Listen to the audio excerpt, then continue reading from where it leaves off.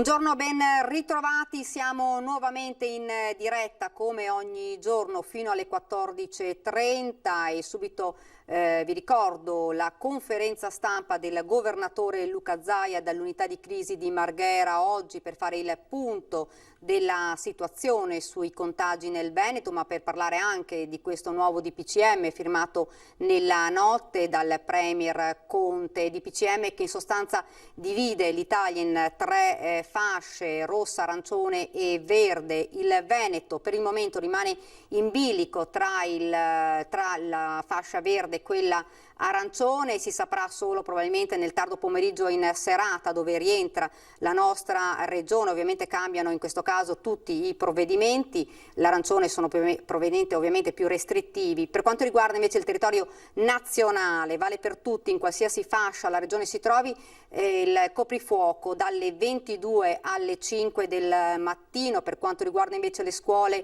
le superiori, la didattica a distanza al 100%, mentre la mascherina per i bambini delle elementari e delle scuole medie, anche quando si trovano in classe, quindi seduti, una riduzione della capienza nei mezzi di trasporto del 50%, musei chiusi e sospesi anche tutti i concorsi pubblici, anche quello della scuola, chiuse ovviamente anche mostre e sale e bingo. Questo rivale per tutti. Dovremo quindi attendere questo pomeriggio per saperne di più. Il DPCM dovrebbe entrare in vigore da domani fino al 3 di dicembre. Nella zona rossa, lo leggiamo, dovrebbero essere, queste sono indiscrezioni ancora, lo leggiamo anche da Repubblica, dovrebbero essere la Lombardia, il Piemonte, la Calabria, l'Alto Adige e Valle d'Aosta. In bilico rimane la Campania.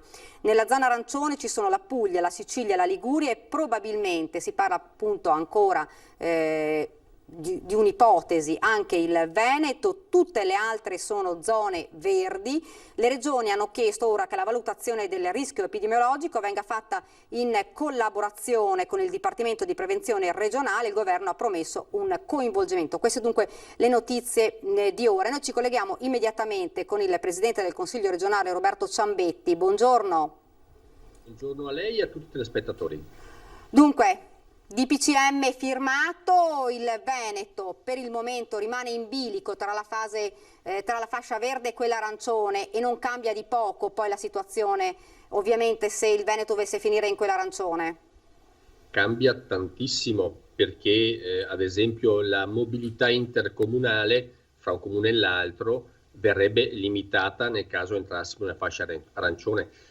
Io vedo in questi 21 parametri sinceramente un po' di confusione. Infatti già ieri sera tentavamo di fare qualche proiezione utilizzando questi 21 parametri e sinceramente non mi sembrano proprio azzeccatissimi e non sappiamo il peso che ha uno rispetto all'altro, cioè il numero di terapia intensiva rispetto al numero ricoveri o al numero contagi o al numero tamponi, che peso hanno questi parametri. Quindi la richiesta fatta dalle regioni che ci sia un coinvolgimento nella formazione di questa griglia e nelle valutazioni che vengono fatte appunto di inserimento in una fascia o nell'altra deve esserci, perché non può il Ministro della Salute dal suo Ministero capire e comprendere, come ad esempio nel Vicentino abbiamo 3-4 comuni in una vallata che hanno problemi particolari, che hanno fatto un'ordinanza particolare, ma come ad esempio nel Polesine o in certe altre zone della montagna veneta dove non ci sono particolari problemi. Quindi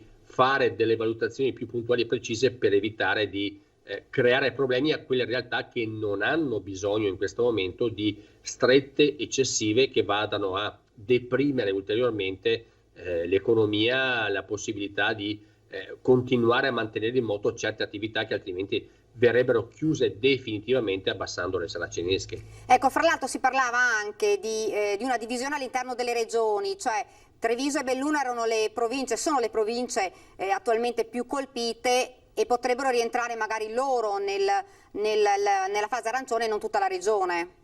Sì, ma questa cosa è prevista all'interno del PCM, cioè il fatto di poter avere delle parti di territorio, dei singoli comuni che hanno una valutazione diversa. Ma proprio per questo, perché è previsto nel DPCM, chiediamo che siano le regioni eventualmente facendo un'analisi puntuale del proprio territorio, poter far sì che alcune zone abbiano tutele maggiori e restrizioni maggiori e altre, ripeto, che non ne hanno bisogno, che possano continuare a vivere la vita più normale possibile. Cioè dobbiamo tentare di far sì, dove non c'è un problema epidemiologico evidente, di continuare a mantenere una vita il più possibile normale.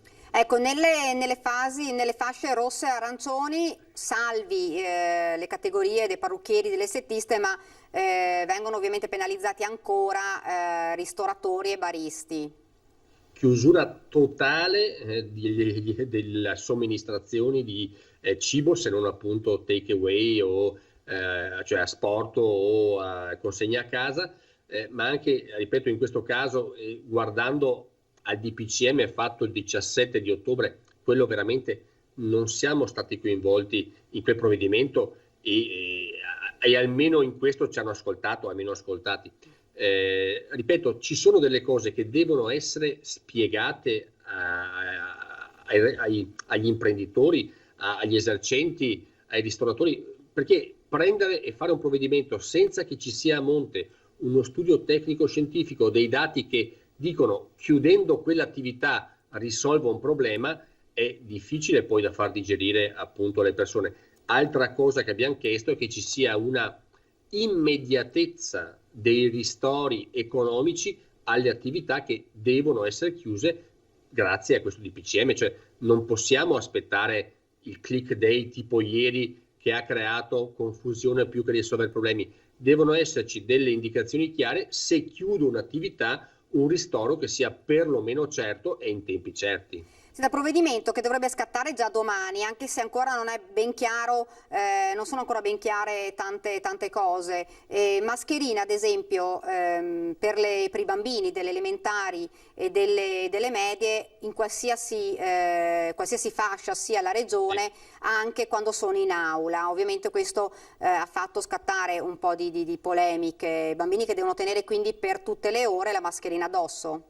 Sì, specialmente i bambini più piccoli, mi immagino, i bambini delle prime classi delle elementari, quanto impegnativo sia per gli insegnanti costringerli a fare e a mantenere una mascherina per almeno 2 ore fino alla ricreazione o se non di più. Altra cosa che mi ha sinceramente sorpreso del DPCM è che ci sia prevista la capienza massimo al 50% per i mezzi pubblici, esclusi gli scuolabus. Questa sinceramente mi sembra una contraddizione in termini, anche perché se abbiamo un problema reale in questo momento lo abbiamo con i contagi all'interno delle scuole, che appunto avvengono specialmente nel trasporto scolastico. Abbiamo tutte le nostre ASL che in questo momento sono impegnate con tamponi, e parlo a centinaia di tamponi, proprio a causa di contagio o 2 che si verifica dentro una classe e che poi deve di conseguenza portare alle analisi di tutta quanta dell'intera classe, insomma, colpita dal problema. Quindi ecco, questa cosa sullo scuolabus mi ha lasciato un po' sconcertato, perché non puoi prevedere il 50% per tutti i trasporti pubblici ad esclusione degli scuolabus, che ripeto forse sono probabilmente il problema principale in questo momento. Ecco, scatterà da domani, quindi la scelta, diciamo la decisione del Veneto dove rientra, se nella fascia verde o arancione o se delle province rientrano nell'una o nell'altra, dovrebbe esserci in giornata. Dovrebbe esserci in giornata, però ripeto, noi come regioni abbiamo chiesto il coinvolgimento dei nostri dipartimenti di prevenzione con i numeri che abbiamo in questo momento in essere, perché una decisione calata dall'alto sicuramente non l'accetteremo, non penso sarà possibile digerire una cosa dove non vengono coinvolte le regioni che, ripeto, hanno in mano il polso delle situazioni, hanno situazioni diversificate all'interno del proprio territorio e hanno la possibilità di fare, ripeto, dei provvedimenti più mirati e precisi dove servono e lasciare libere altre zone dove invece è possibile mantenere la guardia un pochino più bassa. Secondo lei il Veneto quindi potrebbe rientrare nella fascia verde completamente, o secondo lei delle province probabilmente entreranno nella fascia arancione? Guardi, io ho guardato i dati, quelli che arrivano dalla Protezione Civile Nazionale, e li ho confrontati con regioni che in questo momento vengono messi alla pari del Veneto, per esempio Campania e Lazio. Ecco, mi pare che la nostra situazione sia un po', anzi parecchio migliore, sia per numero di contagi, sia per numero di letti con pazienti ricoverati in ospedali, sia in maniera clamorosa come numero di terapie intensive utilizzate in questo momento. Ieri c'era una classifica che dava il Veneto come ultimo nella classifica, una volta tanto siamo ultimi nella classifica di riempimento, scusate il termine crudo, riempimento delle terapie intensive rispetto alla disponibilità che abbiamo, quindi essere paragonato a realtà che invece in questo momento hanno molti più contagi di noi, una situazione ospedaliera molto molto più complicata della nostra, sinceramente mi farebbe propendere il Veneto per una fascia verde, magari con qualche restrizione puntuale e precisa nei territori dove viene evidenziata invece un fattore di contagio più importante. Ecco, invece fra i provvedimenti che riguardano tutto il territorio nazionale c'è la chiusura dei centri commerciali durante il weekend. Ecco, il prefestivo sinceramente mi ha colto un po' di sorpresa. Noi abbiamo chiuso la grande distribuzione nei mesi di marzo e aprile rispetto ad altre regioni che l'hanno invece tenuta aperta. Adesso questa chiusura anche pre-festiva, non so se è riferita anche agli alimentari, secondo me qualche dubbio me lo crea. Chiudere anche il sabato, secondo me, crea una pressione importante negli altri giorni che magari crea situazioni di assembramento all'interno dei grandi negozi, della grande distribuzione. Quindi anche il prefestivo sinceramente mi sorprende un po'. Ci saranno delle variazioni secondo lei importanti oppure più o meno questo sarà il DPCM e poi cambierà solo qualcosa per qualche regione? Io penso che l'equilibrio raggiunto faticosamente all'interno della maggioranza di governo almeno per qualche giorno manterrà quel tipo di impostazione. Mi auguro e spero che poi appunto di fronte all'evidenza dei fatti nel proseguio dei dati che possono arrivare nei prossimi giorni si possa aggiustare, perché c'è qualcosa che secondo me appunto può essere ritarato per renderlo più applicabile. Ecco, c'è anche da dire che questi provvedimenti, queste fasce rimangono 15 giorni, poi si può insomma scalare dalla zona rossa all'arancione, dall'arancione alla verde, però si può anche salire ovviamente. Sì, 15 giorni sono tanti, cioè io 10 giorni fa avrei ragionato in una certa maniera e oggi ho anch'io ricalibrato la mia attenzione su certe cose o gli interventi su altre.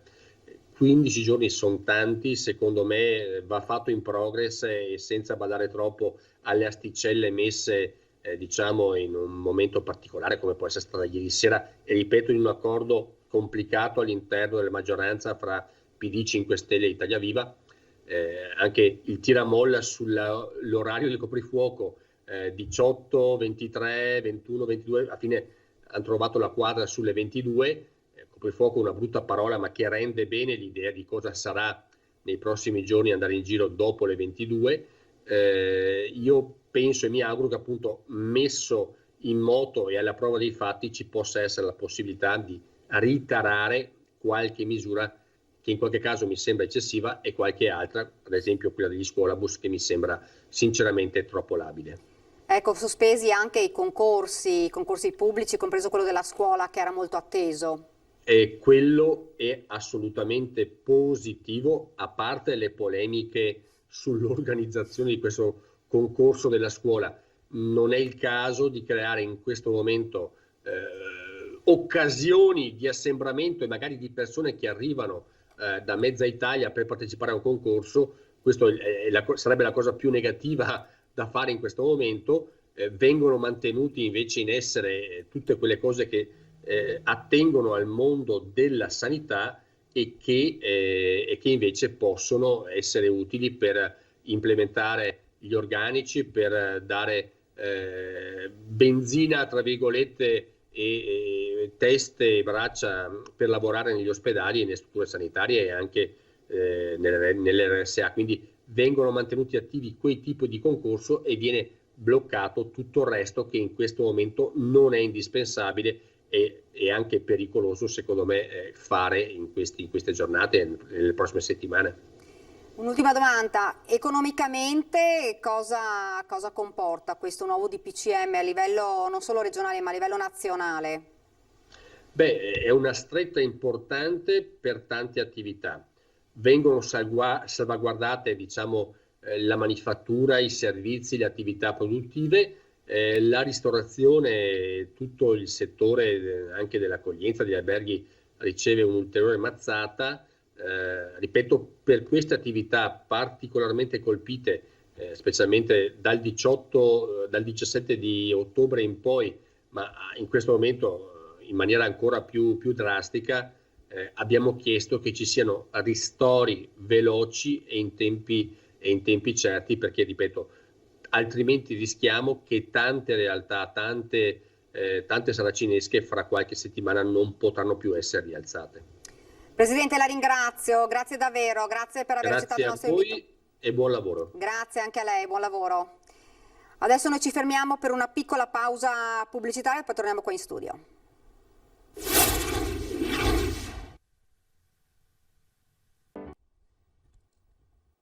Rieccoci nuovamente in diretta, vi ricordo 12:30 il punto stampa con il governatore Zaia. Io adesso mi collego, lo vedo già sullo schermo, Sergio Masette, direttore di Confartigianato Imprese Venete, buongiorno.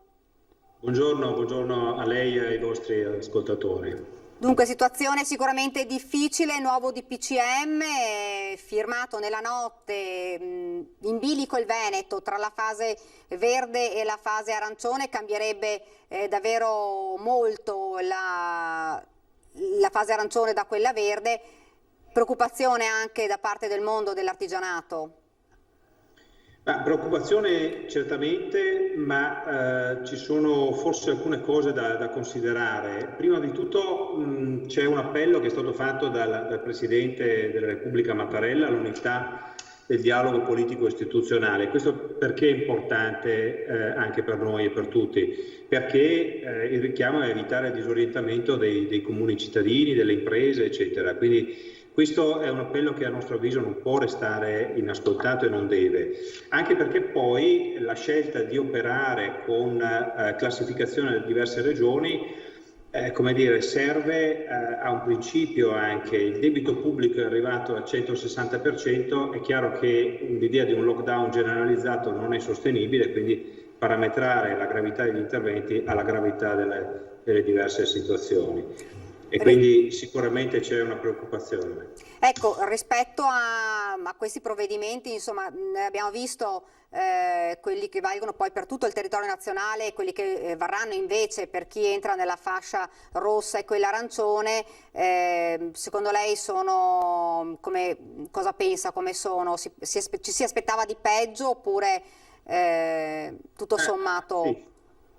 Allora, il punto è questo, è fondamentale avere dei meccanismi di ristoro che funzionino e quindi è chiaro che con questa stretta già il decreto legge ristori 1 diventa 1 e ne avremo bisogno di un decreto legge 2. Su tutto c'è un tema però che va considerato, dobbiamo riuscire a superare la logica dei codici Ateco perché l'abbiamo già visto in precedenza, ci sono settori, pensiamo ai trasporti, pensiamo a filiere collegate agli eventi, finanche ai fotografi, che anche se autorizzati a operare, noi sappiamo che sono 6 mesi che sono bloccati, quindi servirà arrivare anche a un intervento ombrello che aiuti tutte le imprese in funzione del fatto che dimostrino, provino, insomma, evidenzino il calo di fatturato che hanno subito nel corso, ad esempio, dei 6 mesi, pensiamo da marzo a ottobre, e confrontando 2019 e 2020, ma a prescindere dalla logica degli Ateco.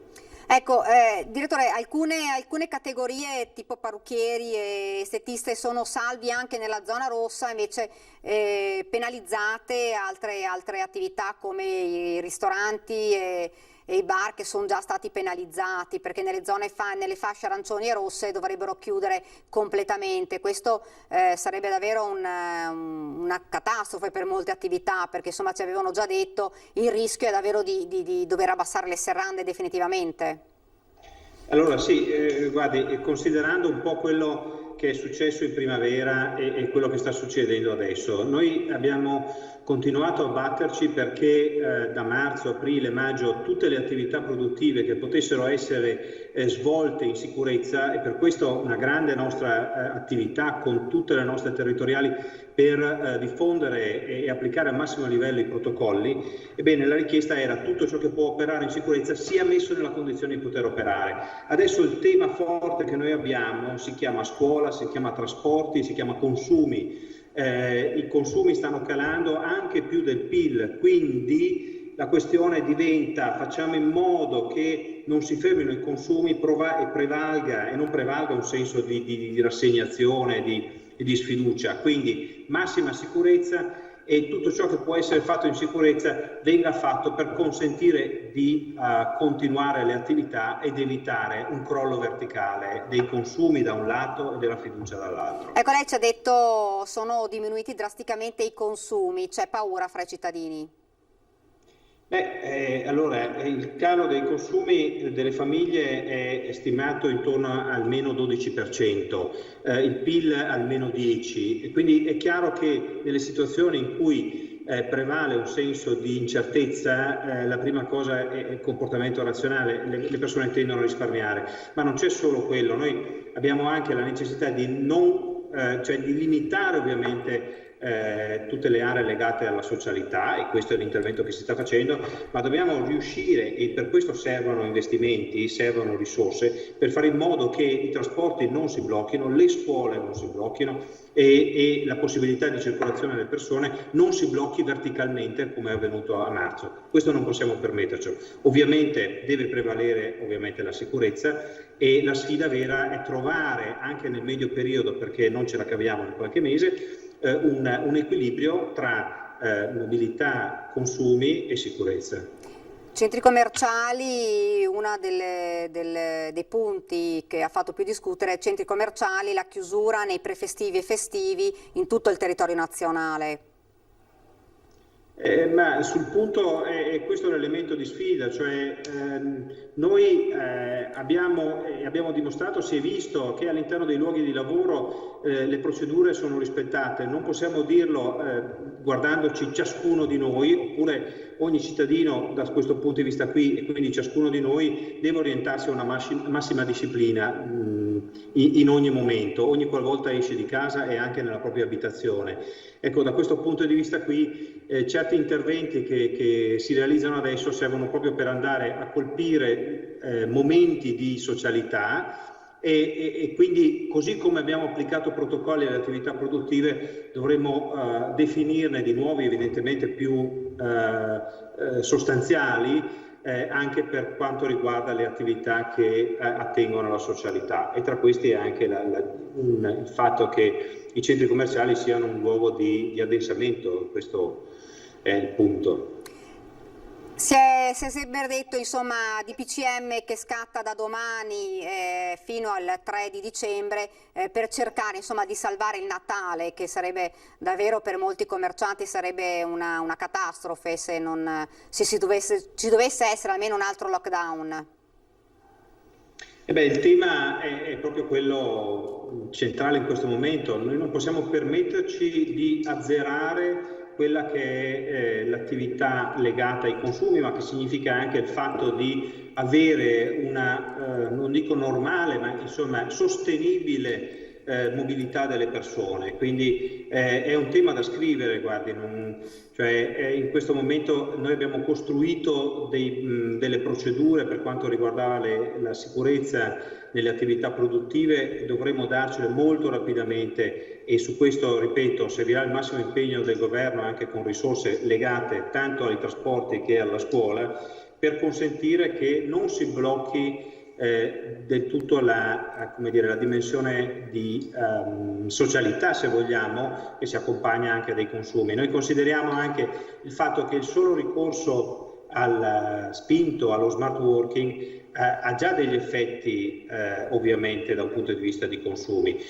Questi sono un ragionevole equilibrio, ma non possiamo permetterci di interrompere tutto. La ricerca deve andare avanti su soluzioni che ci consentono di convivere con una situazione di rischio, diciamo così, quanto più governato. A livello di numeri nel Veneto, quanti stanno rischiando in questo momento di chiudere? Noi abbiamo sentito moltissime categorie che ci dicono, insomma, se continua così noi non ce la facciamo più a tenere aperti, le entrate sono minori delle spese che dobbiamo sostenere. Guardi, io le do soltanto due indicazioni. Tenga conto che nel corso della chiusura che c'è stata in primavera noi abbiamo avuto oltre 100.000 lavoratori dipendenti di imprese artigiane che sono stati coinvolti dalla cassa integrazione. Sono misure che come dire, sono completamente fuori scala rispetto a una situazione ordinaria.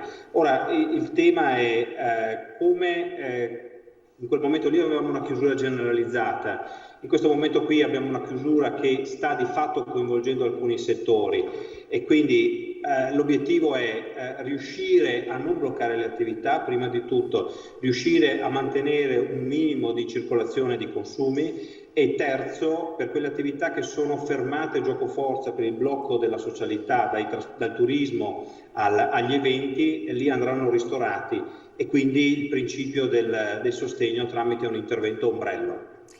Economicamente, le avevo chiesto anche prima al Presidente del Consiglio regionale, economicamente che cosa comporta un DPCM come questo? Il DPCM, che mi riferisco a quello dell'altro giorno ad esempio, e quindi in analogia c'è stato un intervento di stima di ristoro di 1,5 miliardi. Questo ovviamente va a coprire lasciando una coperta corta, mi scusi il gioco di parole, su questo nuovo intervento servirà almeno un altro 1 miliardo di euro. Adesso uno parla come se fossero noccioline, però la questione è che bisogna capire che ogni volta che si interviene sono ordini di grandezza di questa misura, cioè anche intervenendo su un numero limitato di codici Ateco, e sono comunque misure insufficienti. Quindi si passa da 1,5 miliardi a 2,5 miliardi, ma il governo dovrà per forza di cose ritornare in Parlamento e chiedere un'autorizzazione a un ulteriore sforamento. Come artigiani un appello al governo? È fondamentale celerità nella copertura dei trasferimenti, ad esempio per gli ammortizzatori sociali. È fondamentale un meccanismo di ristori che non si fermi soltanto ai codici Ateco, ma tenga conto dell'effettivo calo di fatturato. Ci sono bisogno comunque di risorse, gli artigiani se lo attendono.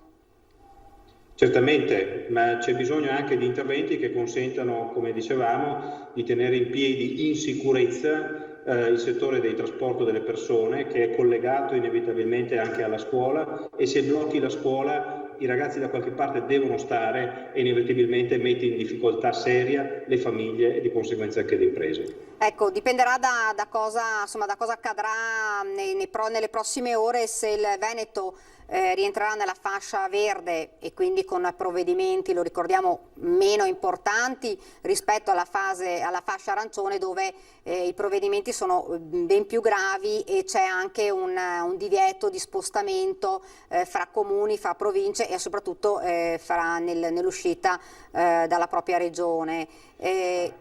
Che cosa vi aspettate voi? Nel senso che c'è veramente paura di rientrare nella fascia arancione? Il Veneto è davvero in bilico?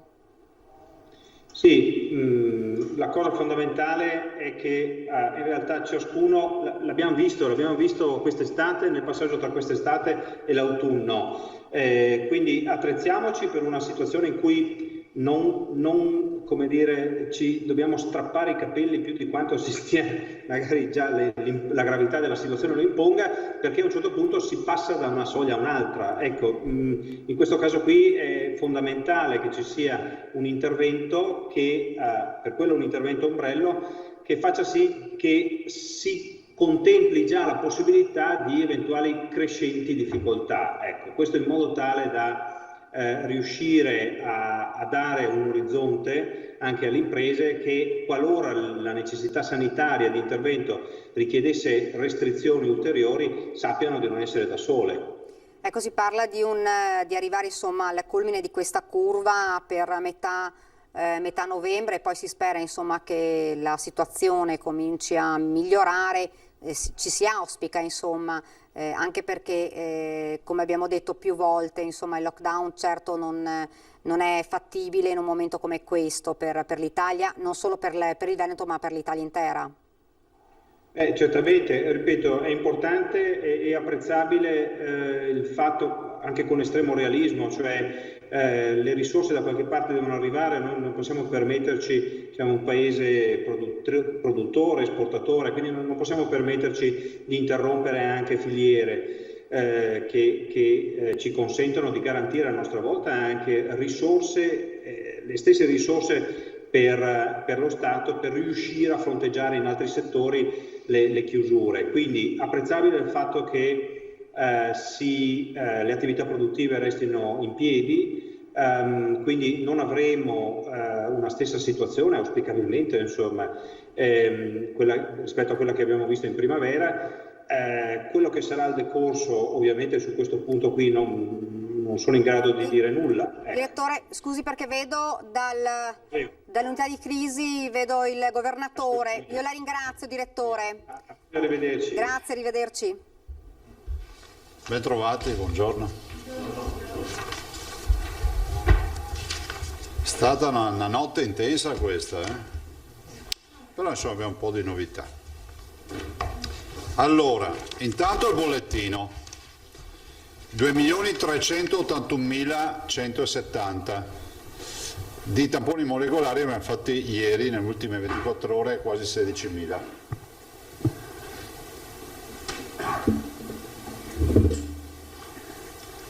I positivi dall'inizio della crisi sono 65.531, sono più 2.436.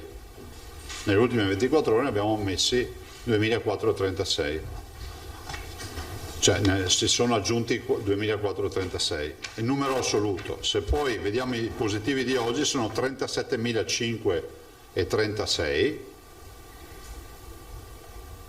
nel bilancio del dare e avere sono 2.370, ma lasciate perdere, vuol dire che qui si contano i negativizzati. A voi interessa il numero assoluto che è questo, e l'incremento in 24 ore che è 2.436.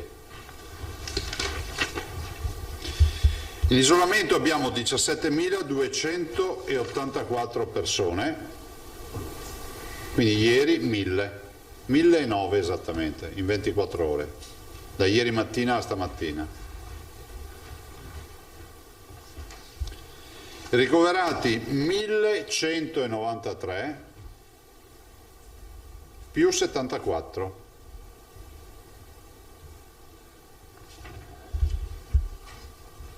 Terapia intensiva 155 più 7. 155 più 7. Totale dei morti, dei decessi 2.478, 20 persone in più. I dimessi sono quasi 5.000, vuol dire persone che sono passate per i nostri ospedali, tra l'altro 45 da ieri dimessi.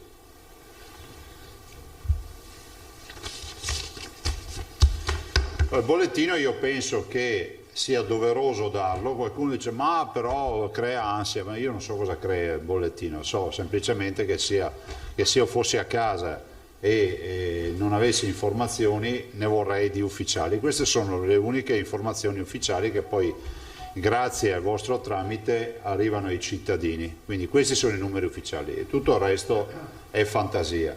Come vedete si sta crescendo, 74 persone ricoverate nelle ultime 24 ore, 7 persone nelle terapie intensive e come vi ho sempre detto noi siamo chiamati a guardare questi dati. È ovvio che poi noi abbiamo la mole degli isolati a domicilio che comunque sono un impegno con il contact tracing, con la biosorveglianza, eccetera. Però il vero tema dell'emergenza lo viviamo direttamente negli ospedali. Non a caso anche i modelli con le diverse fasce, i diversi colori a livello nazionale partono e considerano in maniera importante la pressione ospedaliera, che è il vero tema che siamo chiamati ad affrontare. Allora, anche stamattina abbiamo avuto più videoconferenze, sia con le cure primarie, quindi con la dottoressa Ghiotto, poi con l'ingegner Bortolan per i sistemi informatici e poi con il dottor Rosi per le terapie intensive, e poi sono tutte videoconferenze singole, poi con la dottoressa Benini come coordinamento, diciamo, dell'area non critica regionale. Ecco, in tutto questo contesto anche stamattina abbiamo fatto un punto della situazione. C'è pressione sugli ospedali perché quando tu avete visto 1193 persone ricoverate, voi considerate 4, 8, 12, sono quasi 3 grandi ospedali dedicati in Veneto ai ricoverati. Ecco, questa è la risposta che diamo agli scettici, no? A coloro che dicono che è una roba che è mediatica. Sì, è mediatica, peccato che 3 ospedali di fatto virtualmente li abbiamo già dedicati a letti e a cure di pazienti che tanto mediatici non lo sono, visto considerato, ho visto anche oggi nei quotidiani locali che si riportano addirittura interviste di esperienze personali di chi è ancora ricoverato, per cui penso che questo la dica lunga. 70 persone al giorno vale più di un reparto, considerate che è un repartino al giorno, no? 70 di letti. Quindi la pressione la si sente e andiamo ovviamente in maniera importante a ridurre le attività ospedaliere nei Covid center, le attività ordinarie nei Covid center, salvaguardando ovviamente finché possiamo i punti nascita, ove possibile, sicuramente salvaguardando invece tutto il tema degli oncologici e degli psichiatrici, insomma quei temi, ovviamente quei temi che sono temi che doverosamente ci devono stare a cuore. Non è che le altre patologie sono di serie B, dobbiamo ovviamente intercettarle con gli altri ospedali ma non nei Covid center. È un sacrificio dei territori, però capite che altre soluzioni non ce ne sono. Non è che qui si può dire un po' per ciascuno, perché non funziona così. Stanotte abbiamo aperto la terapia intensiva anche a Jesolo. Siamo ormai, diciamo, stiamo spingendo nel colonizzare quei letti, insomma, che abbiamo preventivato, e la dimostrazione è che, insomma, oggi i pazienti hanno tutti un letto. Magari ci potrebbero essere dei ritardi nella presa in carico nei reparti, perché fino all'ultimo, ecco, qui vorrei dirlo, perché se vi capita che qualcuno vi dice ma so che ci sono 6-7 pazienti Covid presso la sala in osservazione al pronto soccorso dell'ospedale X o Y.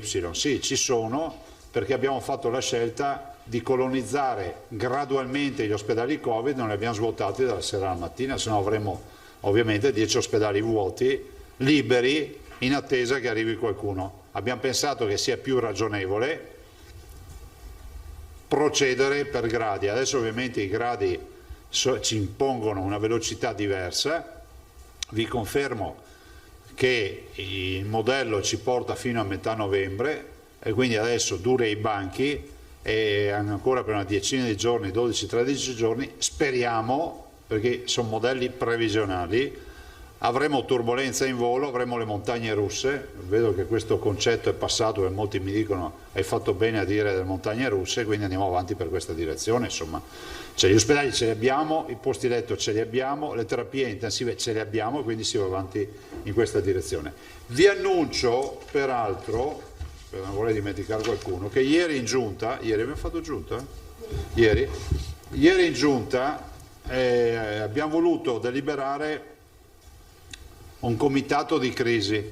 Allora, siccome in questa fase è giusto fare un grande lavoro di squadra e quindi ci sarà un comitato di crisi per il coronavirus che farà sintesi assieme a noi delle misure e quindi condividiamo questa esperienza, questo percorso, diciamo, con un board, un esecutivo, un board executive board, come direbbero gli inglesi, dove c'è nominato, alcuni lo sapranno da questa conferenza stampa, il dottor Luciano Flor, direttore generale dell'azienda ospedaliera di Padova, e quindi per l'azienda ospedaliera un rappresentante, il dottor Giuseppe Dalben, direttore generale dell'azienda ULS Trev Serenissima, e quindi l'azienda ospedaliera è una territoriale, la dottoressa Simionato, che sapete che è direttore generale dell'azienda Zero.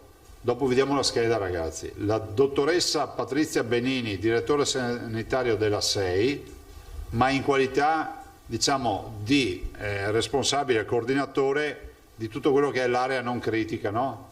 Il dare e avere sui posti letto. E poi il suo parallelo per le terapie intensive, che è il dottor Paolo Rosi, che è il coordinatore del Dipartimento Interaziendale Funzionale Regionale del Servizio Urgenza e Emergenza Medica, direttore della centrale operativa SUEM 118 dell'azienda Serenissima, è referente SUEM del CREU. Vabbè, il dottor Rosi lo conoscete.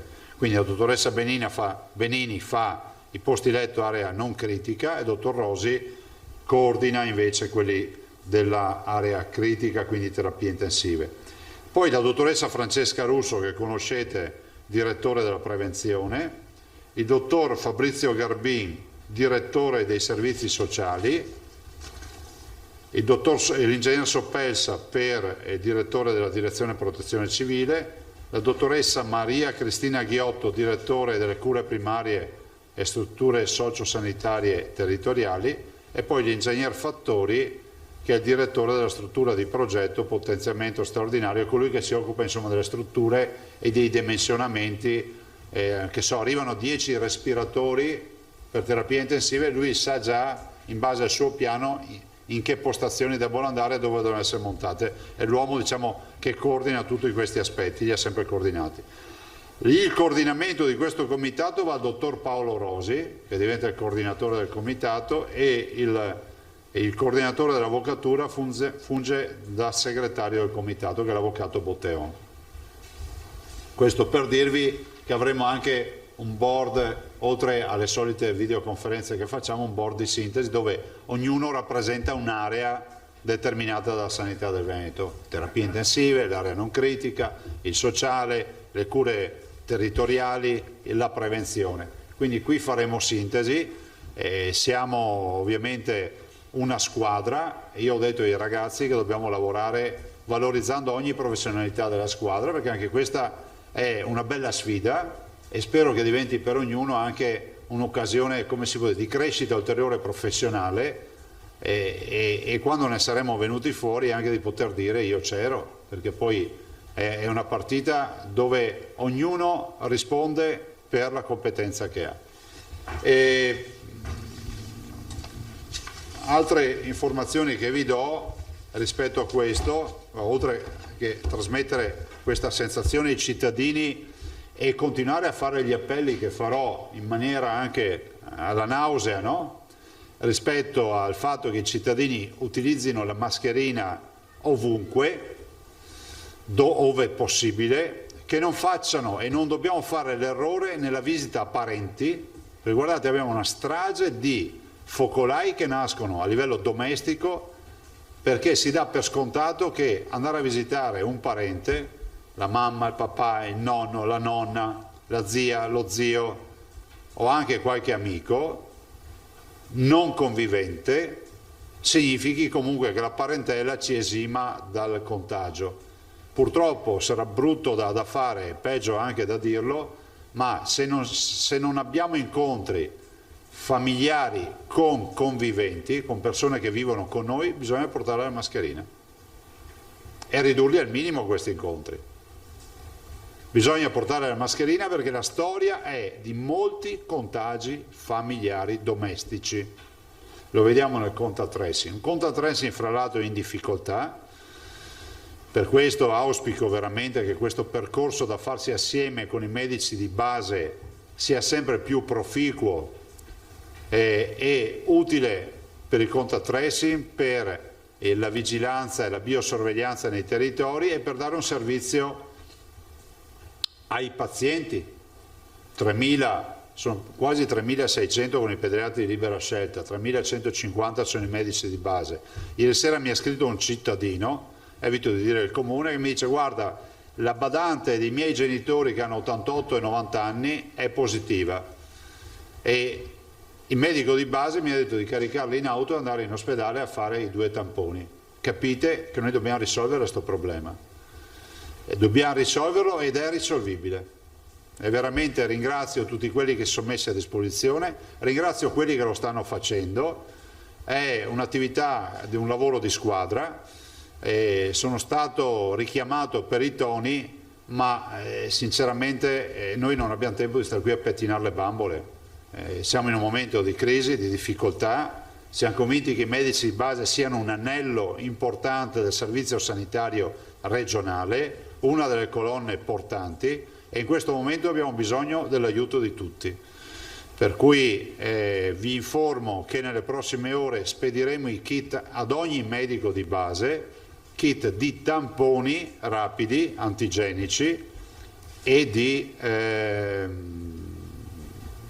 dispositivi.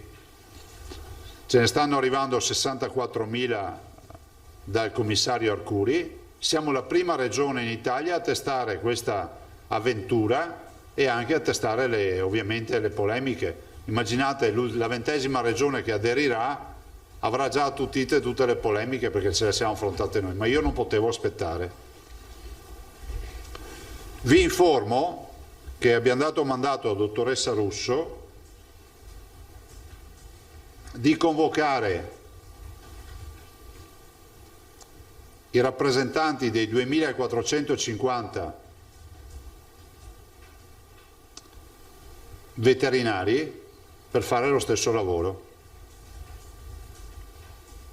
L'uomo è un mammifero, 2.450. L'uomo è un mammifero, tutti i mammiferi hanno 7 vertebre cervicali, voi lo sapete che si distinguono anche dal punto di vista scheletrico.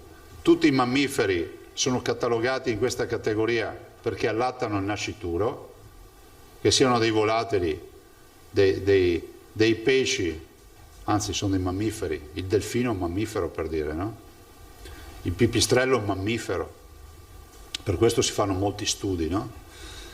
E a livello di mammiferi i veterinari sono degli esperti, noi siamo un animale, un mammifero, non c'è nulla di trascendentale pensare di poter fare un percorso anche assieme ai veterinari che qualora fossero disponibili noi siamo disposti ad affrontarlo.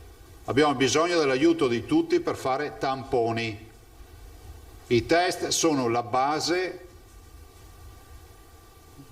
di quello che è il contact tracing da un lato e della messa in sicurezza e della circoscrizione dei focolai dall'altro. I veterinari sanno benissimo come è fatto il corpo umano perché conoscono benissimo l'anatomia, fanno 2 esami di anatomia, anatomia 1 e anatomia 2,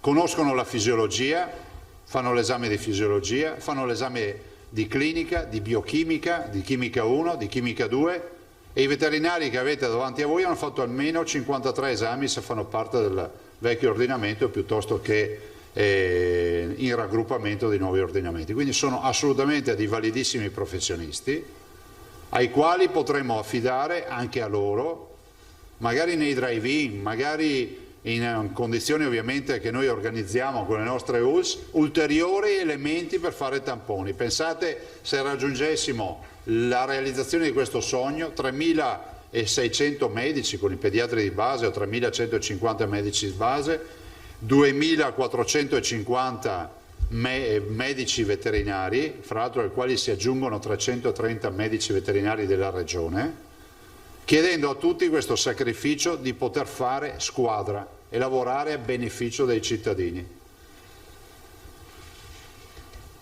Ve lo voglio dire perché inizieranno i colloqui, la dottoressa Russo che è responsabile come prevenzione anche della veterinaria, convocherà le parti, i loro sindacati, ci rendiamo conto che stiamo parlando con una categoria che non ha come paziente l'uomo, il mammifero uomo, ma altri mammiferi o altri animali, però è pur vero che loro sono assolutamente titolati a praticare questi test, e direi che non hanno neanche bisogno di corsi di formazione, perché conoscono benissimo l'anatomia e sanno benissimo come si fa. Del resto il veterinario fa i tamponi tanto perché qualcuno non avesse confusione in mente, li fa già, ovviamente li fa ad altri pazienti, ma li fa, e sono pazienti mammiferi. Detto questo, io non ho altro da aggiungervi e passerei la parola. Federiva, Zambon, non vedo la mano di Tosato oggi, Marchiori, Giacomuzzo, per ora. Buongiorno Presidente. Buongiorno. La domanda che penso vogliano farle tutti i veneti in questo momento: in che fascia siamo, verdi o arancioni? Cioè, fa fascia azzurra o fascia rosa, no? Azzurra mi sa che no. Ma guardate, in questo momento noi non abbiamo notizie, però è pur vero che ieri sera, durante la riunione che è durata 2 ore e mezza, io ho portato le ragioni del fatto che il confronto sulla categoria o sulla fascia, sulla classificazione della regione, non può prescindere da un confronto diretto con la regione. È diventata richiesta da parte delle regioni al governo nel documento che abbiamo presentato, e questa richiesta mi sembra essere stata accolta sia da dichiarazioni ufficiali. Stanotte all'una c'è stata un'agenzia del ministro Boccia che ha detto terremo conto di questo confronto con le regioni, e dall'altro è stata anche riconfermata anche dal documento a firma del ministro Speranza in risposta alla richiesta delle regioni. Le regioni, ricordo, hanno chiesto di poter avere il confronto prima dell'identificazione della fascia, ha ragione, diciamo, utilmente anche rappresentato dal fatto che le regioni hanno qualcosa da dire, se poi volete ve ne dico una io come esempio. 2, che ci sia subito un decreto che accompagna le misure economiche ad ogni provvedimento che verrà assunto dal governo. 3, che si finanzi subito in maniera assolutamente chiara e tempestiva il congedo parentale per chi ne avesse bisogno, cioè il bimbo che sta a casa da scuola, che perché accade che una regione si ritrova in area rossa, si ritrova in fascia 4, zona rossa, insomma quello che è scenario, diciamo 4, zona rossa, ovviamente ha le scuole totalmente chiuse, e quindi in questo contesto c'è bisogno del congedo parentale perché qualcuno possa accudire i giovani studenti, i ragazzi. E poi abbiamo chiesto scusate, mi ero anche segnato dei punti e così ci metto meno.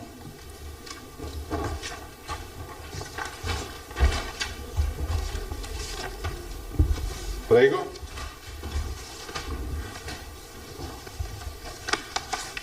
L'avevo scritto qui. Ah sì, adesso ho capito dove c'è. Ce li ho qui.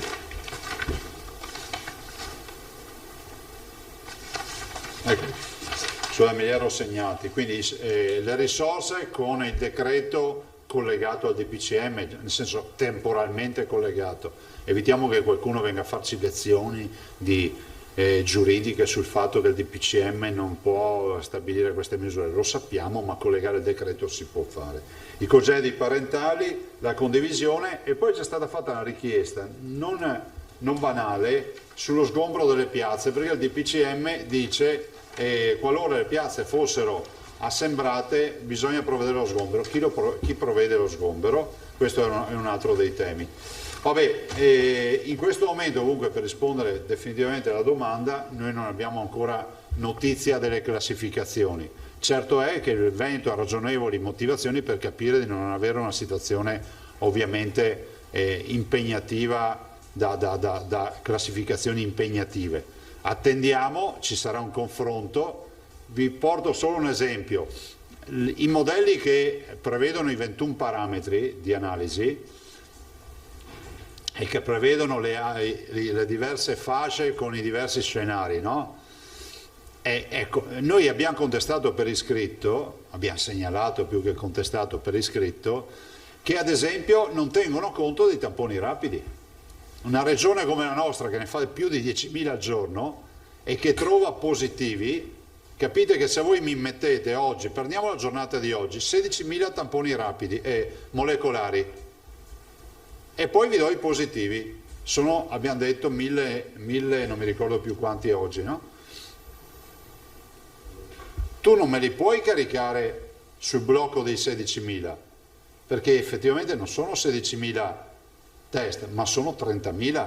Ma capite che l'incidenza su 16.000 mi dà una percentuale di positivi molto più alta. Questo lo stiamo dicendo e l'abbiamo anche scritto. C'è una lettera della dottoressa Russo che segnala questa incongruenza. Cioè, perché se noi abbiamo il nostro confronto di tamponi rapidi e molecolari che con quelli di una regione che fa solo i molecolari, lì è più corretto il calcolo perché in base ai molecolari hai i positivi. Da noi in base ai molecolari più i rapidi hai i positivi, ma poi nel conto mi metti solo i molecolari, quindi vuol dire che la mia percentuale di positivi è molto più alta su tampone fatto. Ed è esattamente uno dei temi che poniamo. Per cui noi abbiamo ragionevoli motivazioni per pensare che argomentazioni ne abbiamo, ma i cittadini però hanno ragionevoli preoccupazioni da mantenere, che se sgarriamo passiamo di fascia.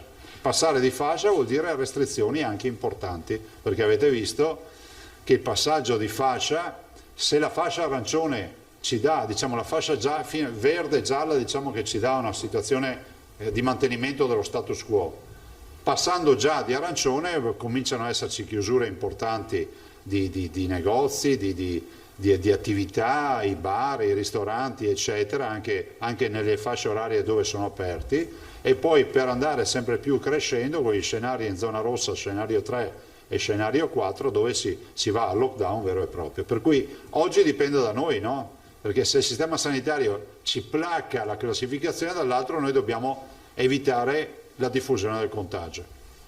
Se posso completare la domanda, ciò detto, la Regione quindi è in attesa tanto quanto i cittadini. Il punto è che il 5 novembre, entrata in vigore del decreto, è domani, cioè tra 11 ore. Quindi ci spiega almeno che cosa stiamo aspettando, chi deve decidere quando, che tipo di confronto e se c'è necessità di una ordinanza regionale a valle di tutto questo che ulteriormente disciplini per esempio l'individuazione di zone limitate come ipotizzo Treviso o Belluno. Grazie. No, guardate, allora intanto attendiamo, so che questi chiarimenti dovrebbero arrivare già nel primo pomeriggio, nel senso che so che ci sono degli incontri, ho sentito il Ministro Speranza questa mattina, ho sentito il Ministro Boccia, ho sentito altri colleghi, a me risulta che insomma l'Istituto Superiore della Sanità faccia degli incontri col Ministro e vedremo di capire quali saranno le classificazioni. Ci è stata garantita comunque un'interlocuzione che noi siamo pronti a fare e con una visione assolutamente di responsabilità. Quindi il colore della fascia uno se lo deve meritare, no? Non è che tu puoi bluffare. Però è pur vero, la mia preoccupazione non è avere la fascia verde, è che non vorrei che la fascia verde venga recepita come il semaforo verde, perché non è così. Capite che lo scenario è in continua evoluzione e quindi è fondamentale che tutti noi cittadini adesso veramente pancia a terra, stringere i denti e fare in modo di evitare che si diffonda il contagio, perché un passaggio di fascia, a prescindere da quale sia la fascia di partenza, ci dà restrizioni. Quindi prossime ore. Martina Zambon. Buongiorno Presidente, Ciao. quindi nessuna ordinanza regionale a valle per riprendere il tema della collega? Nel senso, nel No, momento guarda, in cui... attendiamo la fascia, dopodiché potrebbe essere che si faccia un'ordinanza chiarificatoria rispetto a delle misure. A volte abbiamo utilizzato lo strumento dell'ordinanza per mettere un po' di ordine magari nella confusione, anche per dare ai cittadini un documento. A volte abbiamo fatto un'attività come si dice, proprio di informazione civica più che di ordinanza. Al momento non ne ho contezza e non ne ho neanche in programmazione. Se serve la si fa, ma la si farà più che altro per dare informazioni. Le chiedo un'ultima cosa, rispetto al tarare i 21 parametri, lei citava la lettera della dottoressa Russo sull'incidenza dei positivi sul numero dei tamponi, sul tipo di tamponi, ma in generale come conferenza delle regioni la posizione è positiva rispetto alla diversificazione per fasce? Lei cosa ne pensa? È d'accordo che sia il metodo giusto? Ma noi le fasce le abbiamo approvate in Stato-Regioni. Vorrei ricordare che l'idea generale di avere delle fasce permette a tutti noi di avere dei punti di riferimento, no? È come essere in mezzo al mare, hai uno scoglio, hai un faro, hai un'isola, se no è solo mare aperto e ogni volta può arrivare qualcuno a dirti la novità. Dopodiché il tema è come inquadrare una regione in una fascia in base ai parametri, perché al di là del fatto che qualcuno possa anche vendere l'idea che è iperautomatico, non è così. Vi do un'idea: calcolare la pressione ospedaliera è uno dei parametri. È vero che ci sono dei parametri, noi abbiamo il 16% di terapie intensive occupate rispetto ad altre regioni che ormai arrivano al 40%, però è pur vero che poi c'è anche un tema di organizzazione ospedaliera che non è misurabile, no? Il tema del saper fare dei nostri operatori, di risolvere molti problemi, perché poi alla fine è l'ultimo anello della catena che magari ti risolve il grande problema che non è codificato dai protocolli, per cui direi che è fondamentale il contraddittorio con la regione. Grazie. Prego. Marchiori. Sì, buongiorno Presidente. Ciao. Mi riallaccio un attimo alle domande delle colleghe. C'è molta confusione soprattutto tra i cittadini e da domani tutto dovrebbe diventare effettivo. Ho capito che allora stiamo aspettando che si capisca in quale fascia siamo, eccetera, però ci sono persone e categorie, cioè i cittadini normali e poi le categorie che veramente non sanno da che parte voltarsi. Non dipende da noi, nel senso che sarebbe stato, secondo me, utile aver avuto le fasce e poi il DPCM. Evidentemente oggi questo passa al convento, io non faccio polemiche, dico vabbè, come al solito davanti a un'emergenza si guarda avanti, no? Adesso vedremo di chiudere su sta partita delle fasce e di tornare al regime, poi il DPCM avrà una durata, ci sarà modo di controllare l'evoluzione, che ripeto per i prossimi 10 giorni per noi non sarà un'evoluzione diciamo in positivo, sarà un'evoluzione che peserà. Se i cittadini si mettono in testa di fare un lavoro di squadra, tutti noi facciamo un lavoro di squadra, evitiamo di passare di fascia, ma lo dico a prescindere che partiamo dalla fascia bianca piuttosto che da quella arancione o gialla. Il peggioramento ci porta gravemente al passaggio di fascia, e il passaggio di fascia sono restrizioni che io vorrei non avere, come tutti i cittadini. Ok, un'altra domanda per quanto riguarda invece i medici veterinari, saranno convocati, saranno fatti dei colloqui, gli si chiederà... si vedrà di trovare un accordo. Ecco, volevo capire, questo tipo di accordo che si troverà sarà su base gratuita o come per i medici di base, eccetera, si potrà trovare anche una sorta di remunerazione? Vedremo di trovare una soluzione. Nel senso che noi siamo disponibili a trovare una soluzione, ove è possibile, perché un nucleo di 2450 professionisti in più cambia il corso della storia, perché se facessero anche 10 tamponi al giorno, vuol dire 40 minuti al giorno dedicati ai tamponi, facciamo un'ora con le pause, sono 24.500 tamponi al giorno. Se poi ce ne aggiungiamo altri 30.000 di 10 tamponi al giorno per i 3.000 medici, andiamo già a 54.000 tamponi. Se poi ci aggiungiamo quelli che riusciamo a far noi, altri 30.000, andiamo a 84.000 tamponi. Guardate che questi sono numeri fattibili se ci mettiamo d'impegno. Questa naturalmente è un'idea, una proposta del tutto regionale. Beh sì, è una proposta regionale, la dottoressa Russo convocherà i loro rappresentanti e nella totale serenità proveremo a capire se si riesce a fare qualcosa. Va bene, grazie. Giacomuzzo e poi Tosato. Presidente, buongiorno. In questo meccanismo che è stato delineato, al Presidente della Regione è data ancora facoltà di intervenire per zone rosse, su territori quindi provinciali? Sì, assolutamente sì. Noi data una fascia noi possiamo cambiare fascia all'interno? Ma guardate che può accadere che uno si ritrova in fascia non verde, bianca addirittura, che non esiste niente, e magari c'è un focolaio in un comune e può chiudere solo quel comune lì. Non è che serve arrivare in fascia rossa per poter fare delle mini chiusure. L'abbiamo dimostrato con il Comelico, è stato fatto un coprifuoco per alcuni giorni in Comelico su 3 comuni, proprio per questo motivo, 3 forse di più comuni. Ah sì, non si può ridurre la fascia, questo no. No. Prego. Cosa? Buongiorno Presidente. Buongiorno. Ieri lei ci ha accennato ai 21 parametri che si incrociano per il famoso tasso di contagiosità, l'RT, e ci ha spiegato che non è un numerino astratto, è qualcosa. Io sono andato a sbirciarmi questi benedetti parametri. Mi sono fatto, come dire, un'idea che lei magari mi liquiderà, oppure confermerà.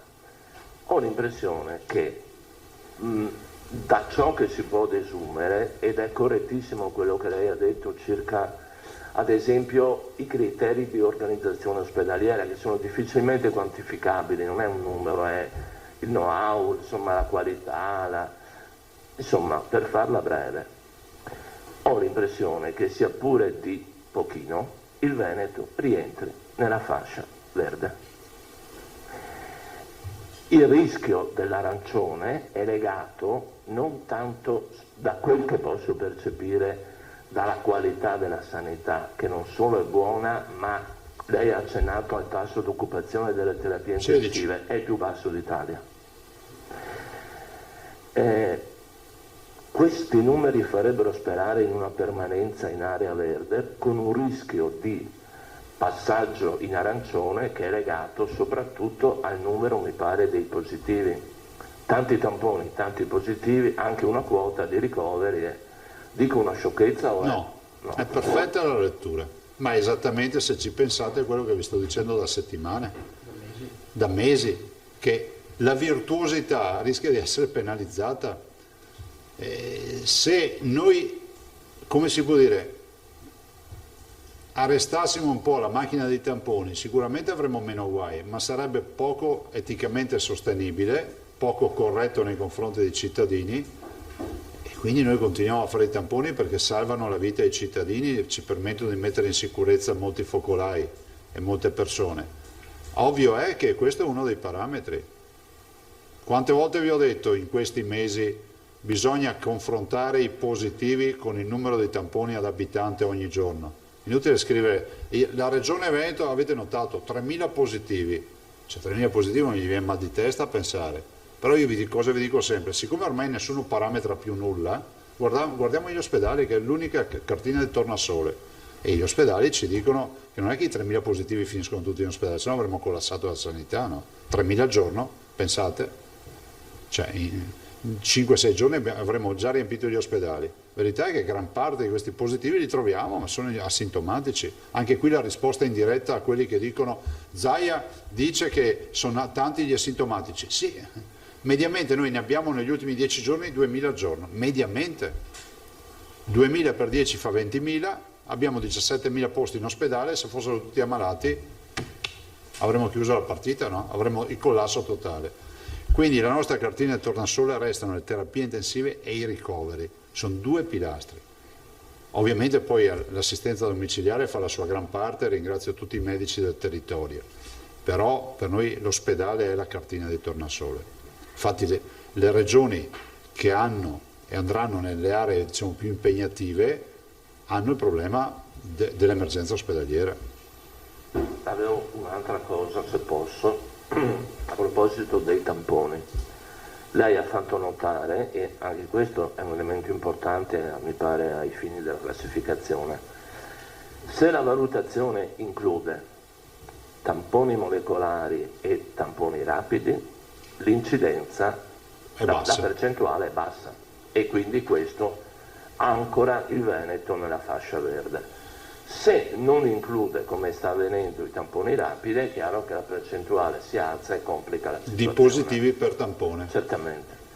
Allora, la sensazione è che da parte diciamo, dell'autorità centrale di governo e della protezione civile ci siano dei dubbi sull'efficacia dei tamponi rapidi? No.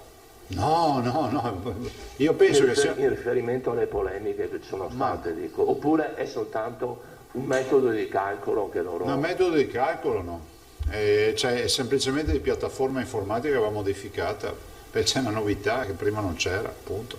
Ma noi abbiamo anche scritto, per cui non c'è problema per questo. Ci sono altre domande? Marchiori. Perché loro che ragionamento è che fanno? Cioè, dal punto di vista informatico, dicono se il tampone è rapido mi intercetta il positivo e il positivo poi lo confermo col molecolare, vuol dire che non c'è problema? No, c'è problema sì, perché se io per beccare un positivo faccio 100 tamponi rapidi, cioè vuol dire che io mi sono impegnato nella fase di testing. Se avessi dovuto usare i tamponi molecolari avrei dovuto fare 100 tamponi molecolari per trovare un positivo. Invece gli porto il positivo bello e buono, dico uno sta a uno. Capite che aumenta la percentuale di positivi sul molecolare in maniera paurosa. Cioè è veramente, è banale come ragionamento. C'è un problema secondo me di adattare la piattaforma.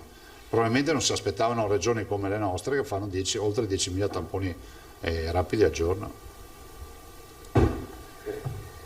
Un ultimo dettaglio poi mi taccio. Ma l'ordinanza, cioè il DPCM entra in ogni caso in vigore domani. Sì. Ci sarà un vademecum per i cittadini, al di là di tutto quello che si sente insomma sui media, ma noi se servirà lo faremo a mo' di ordinanza, tanto per dare un minimo di validità giuridica, ma ripeto, aspettiamo di vedere cosa c'è scritto, perché in base alla fascia si scriverà, se scriviamo. Ecco, sì, era questa la domanda, la stessa del collega. Ormai in sintonia, se vogliate. Allora, se non ci sono altre domande, io... Se volete, gli assessori sono a disposizione. Avete bisogno degli assessori? Anche se avete già tanta roba oggi. Allora, in tutta onestà, mi sembra che ne avete a sufficienza. Se volete, c'era solo l'assessore, c'era qua. Io ve l'avevo promesso, quindi parola mantenuta, però mi sembra di capire che verrebbe sprecata oggi. Allora, Tanto solo se posso, completamento e del allora, comunicato aspetta che c'era anche Martina. no, Martina e Pederiva, allora, dai. Una cosa proprio pratica, perché abbiamo più di qualche richiesta di chiarimento. Prego. Ci sono ancora parrocchie che fanno il catechismo con i bimbi e in più ci sono in programma cresime, eccetera, eccetera, al netto che stanno tutti attendendo di capire a seconda della fascia se i ristoranti sono aperti per poi festeggiare, eccetera. Però sono tutte cose che nel DPCM saranno consentite e rimarranno consentite oppure no, questo tipo di attività? In base alla fascia. Anche lì cambierebbe. Allora, se siamo in fascia verde, resta tutto com'è. Anzi, faccio un appello a coloro che hanno le cerimonie, per quanto possibile cercate di andare, se avete già avuto contatti con i ristoratori, di andarci, trovare magari il sistema di andarci a pranzo. Ho sentito che anche molti fanno il pranzo prima della cerimonia. Insomma, è un sistema per dare una mano alla nostra economia, cioè, parlo semplicemente perché so quanto stanno soffrendo i ristoratori, non voglio neanche parlare di palestre e di altre attività che sono in gravi difficoltà. Non parliamo poi del tennis. In Veneto non si può giocare, in Veneto, al nord in generale, no, in Italia non si può giocare sotto il pallone, no? Sotto il tendone. E allora cosa accade? Accade che il tennis si gioca in alcune parti d'Italia perché si gioca all'aperto senza problemi. Da noi con i palloni con ricambio d'aria non si può giocare. C'è di tutto su ste robe, no? Però ecco, un appello di dare una mano anche ai nostri operatori per quanto possibile, magari valutando di fare il pranzo prima, visto che poi alle 6 si chiude tutto e poi si andrà a fare, e magari anche fare le celebrazioni. Insomma, è un'economia, no? Un'economia che dobbiamo salvare anche questa. Pederiva. Quindi con la verde non cambierebbe niente per le cerimonie, mentre con l'arancione, se dovesse esserci una comunione o una cresima, stavo leggendo il DPCM e non vedevo differenza. Con l'arancione, guarda, rispetto alle chiese no, perché restano le linee guida, ovviamente si chiuderebbero tutti i ristoranti, i bar, okay. E per cui se la parte della cerimonia è quella della ristorazione sparisce tutta, se la parte è quella della celebrazione religiosa ci sta, ma con le linee guida. Certo. No, chiedevo, il nuovo comitato di crisi come si pone e si integra rispetto all'unità di crisi, al CTS regionale? Avrà funzioni diverse, potestà decisionali differenti? È un board che noi vogliamo avere per, diciamo, la pianificazione delle misure, dove mettiamo assieme più professionalità. È un board di sintesi praticamente, no? Resta ferma l'assemblea, diciamo, la riunione con i direttori generali eccetera, ma che è molto più corposa, e quindi qui cerchiamo di avere anche un luogo dove si fa sintesi poi, perché alcune volte tipo stamattina c'è la necessità di capire rispetto alle aree non critiche. Non è che convochi l'assemblea di direttori per chiedere, per confrontarti su questo aspetto. Abbiamo parlato con Rosi e la dottoressa Benigni, abbiamo chiuso la partita velocemente con 2 videoconferenze. Adesso ne faremo una con queste 6-7 persone e via. Marchiori, poi chiudiamo, dai. Sì, Presidente, mi scusi, non mi è chiara una cosa. Mettiamo che da stasera noi sappiamo che il Veneto è in fascia verde, ok? La decisione di queste fasce su che arco temporale viene presa e decisa? Provo a spiegarmi meglio. Oggi ci dicono siamo in fascia verde, noi sappiamo che a metà novembre il Veneto avrà diciamo lo stress test, chiamiamolo così, e non manca molto a metà novembre, quindi magari tutti adesso si adeguano per fronteggiare la fascia verde e in poco tempo bisognerà nuovamente rifronteggiare tutto perché si cambia fascia, cioè come in base a quali tempi si... 15 giorni, c'è un controllo, si parlava addirittura del monitoraggio settimanale che c'è, probabilmente la lettura è settimanale o ogni 15 giorni. Ovviamente lo capite da soli, se in una regione la situazione precipita non è che aspettano 15 giorni, per cui è ovvio che il monitoraggio c'è. Ripeto, se adesso vogliamo fare un lavoro di comunità, il lavoro c'è, si può fare, che è quello di essere attentissimi alle protezioni, alle mascherine, a lavarsi le mani, ai distanziamenti, a non fare assembramenti, e così ognuno di noi saprà che lavora perché? Per non passare di fascia. Almeno abbiamo un obiettivo, no? Perché l'ospedale per qualcuno è distante, dice tanto non avrò mai bisogno, però le libertà individuali non sono distanti, no? Quindi fondamentalmente... È forse un cambio di paradigma, cioè, sta cambiando il modello. Quindi l'appello che lei fa ai veneti è lavoriamo... Teniamoci la fascia che avremo oggi pomeriggio, vedrete che non mi sbaglierò, ci andrà bene. Grazie a tutti, arrivederci. Grazie, buon lavoro. Colleghi. Dunque è terminata in questo momento la conferenza stampa del governatore Zaia, lo avete sentito, positivo sulla fascia del Veneto, che ricordiamo è ancora in bilico tra la fascia arancione e la fascia verde. Si saprà, questa è la notizia che tutti i veneti ovviamente vogliono sapere, si saprà probabilmente nel pomeriggio dove il Veneto verrà inserito, se sarà fascia verde ovviamente i provvedimenti saranno meno restrittivi, diverso invece se dovrà andare nella fascia arancione. Quello che dice il governatore è comunque stiamo attenti perché la situazione è in continua evoluzione, i numeri dei contagi crescono e poi ha dato i contagi di oggi che sono 2.436 positivi in più nelle ultime 24 ore, 17.284 persone si trovano invece in isolamento domiciliare, 1.900 in più nelle ultime 24 ore. Per quanto riguarda i ricoveri sono 1.193 più 74 ed ancora cresce il numero anche delle terapie intensive, 155 più 7 rispetto alle ultime 24 ore e 2.478 i decessi, purtroppo ce ne sono 20 in più nelle ultime ore. Ha parlato appunto poi di questa zona verde, ha detto che si dovrà attendere ovviamente adesso il l'incontro e le videoconferenze con i ministri e con il comitato scientifico per capire dove il Veneto finirà, e si è parlato anche di alcuni punti che le regioni hanno sottolineato al governo, come le risorse legate al DPCM oppure i congedi parentali. Ed ancora ha detto non abbiamo uno degli argomenti che si è discusso sono lo sgombero delle piazze in caso di assembramenti. Dice il governatore Zaia chi deve sgombrare le piazze, questo è un punto che hanno chiesto. Poi il governatore Zaia ha parlato anche dei medici di base, ha detto che sono un anello importante, questo lo ha ribadito più volte, e che nelle prossime ore verranno spediti i kit dei tamponi rapidi ad ogni medico di base. Non solo, ma ha anche detto che la dottoressa Russo ha avuto mandato di convocare anche tutti i veterinari per effettuare lo stesso lavoro.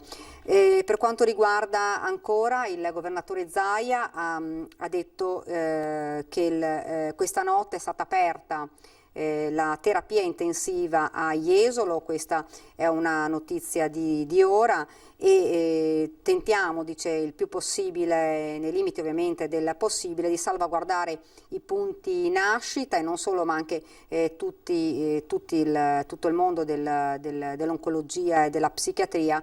Questi sono servizi che devono rimanere aperti il più possibile. Ed ancora il governatore Zaia ha anche detto che in giunta ieri è stato deliberato un comitato di crisi per il coronavirus che farà la sintesi delle misure.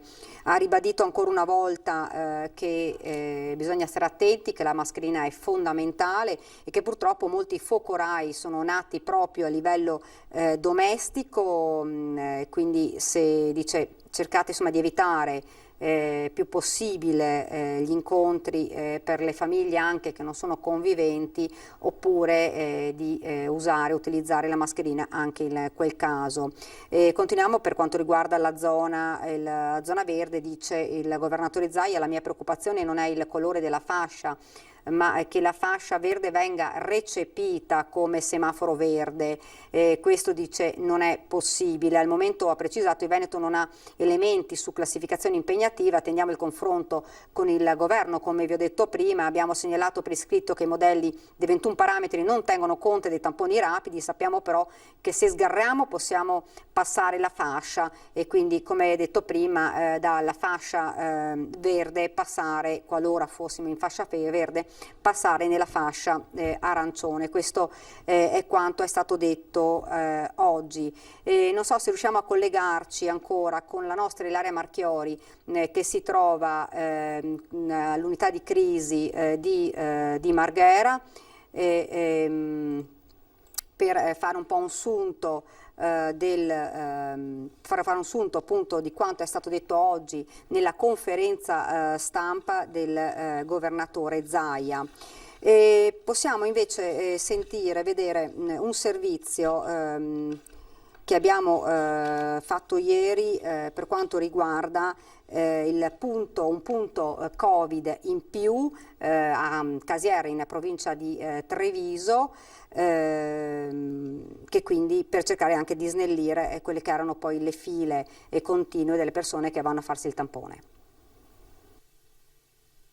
Sorge in piena zona industriale a Casier, in una collaterale di Via delle Industrie, il nuovo punto drive-in della marca, destinato prevalentemente ai residenti della zona sud di Treviso. L'area, in funzione dal lunedì al sabato dalle 7 alle 15, è segnalata e facilmente raggiungibile. Si presta bene, e io ringrazio già da adesso, come ho già fatto, tutte le aziende che ci sono qui, perché naturalmente potrebbe capitare un po' nella viabilità che ci sia dei rallentamenti, ma il percorso che abbiamo fatto spero e penso che non dia disturbo a nessuno. L'operazione è stata portata avanti in tempi record dopo che è tramontata l'ipotesi iniziale di un drive-in nella vicina Conschio, fondamentale la collaborazione istituzionale. In questo momento bisogna che tutti ci adoperiamo velocemente a far sì che questa cosa sia più veloce possibile per risolvere il problema, speriamo. E la speranza del sindaco è soprattutto quella degli operatori in prima linea che, bardati ai pazienti, raccontano com'è cambiata anche la loro vita. Diciamo che non vedi l'ora che finisca la giornata, perché il mal di testa arriva dopo poco, hai poco ossigeno, sudi, ti senti che non riesci a respirare bene. Diciamo che un comportamento responsabile aiuta anche voi, possiamo dirlo. Tutti devono avere un comportamento responsabile. So che è difficile, ma bisogna tenere sempre a mente che la mascherina e la distanza possono fare la differenza. Rieccoci nuovamente in studio. Io vi presento subito che è arrivato qua da pochi minuti di corsa Paolino Barbiero, del segretario della SPI-CGIL di Treviso. Buongiorno. Buongiorno. Non so se abbiamo già collegato con noi la Silvia Vettor dell'ISRA di Treviso. Non è ancora collegata, quindi forse si sta collegando. Non so se è possibile, diamo la pubblicità, poi torniamo in studio e parleremo della libertà di invecchiare, pensione e salute.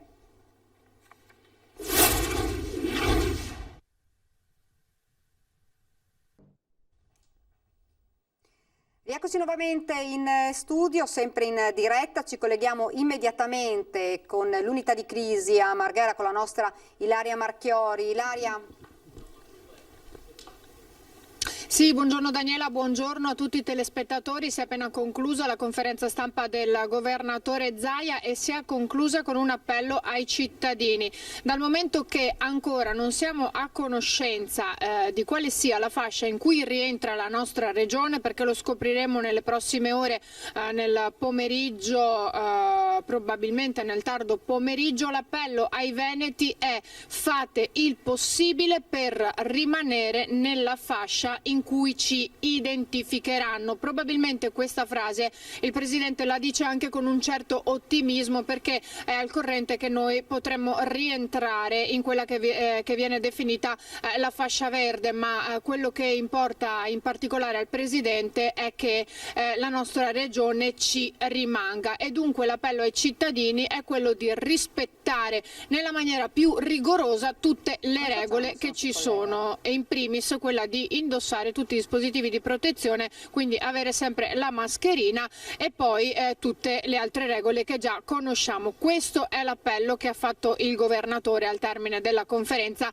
ai cittadini. Naturalmente la fascia in cui la nostra regione rientra lo scopriremo, come ho già detto, nelle prossime ore. Per quanto riguarda una veloce sintesi del punto stampa odierno del Presidente Zaia, ha innanzitutto fatto sapere che si stanno riaprendo mano a mano le attività di tutti i Covid Center e che verranno salvaguardati i settori oncologico e psichiatrico, non perché gli altri settori, ha detto, siano da meno, ma perché questi in particolare vanno salvaguardati in tutto e per tutto. Stanotte tra l'altro è stato anche data disposizione di aprire le terapie intensive a Jesolo. Il governatore ha confermato quanto aveva già annunciato ieri, ovvero che a metà novembre il modello porterà ad avere un picco, e ha ribadito questo concetto che ha detto essere stato gradito anche da molte persone, anche da molti esperti,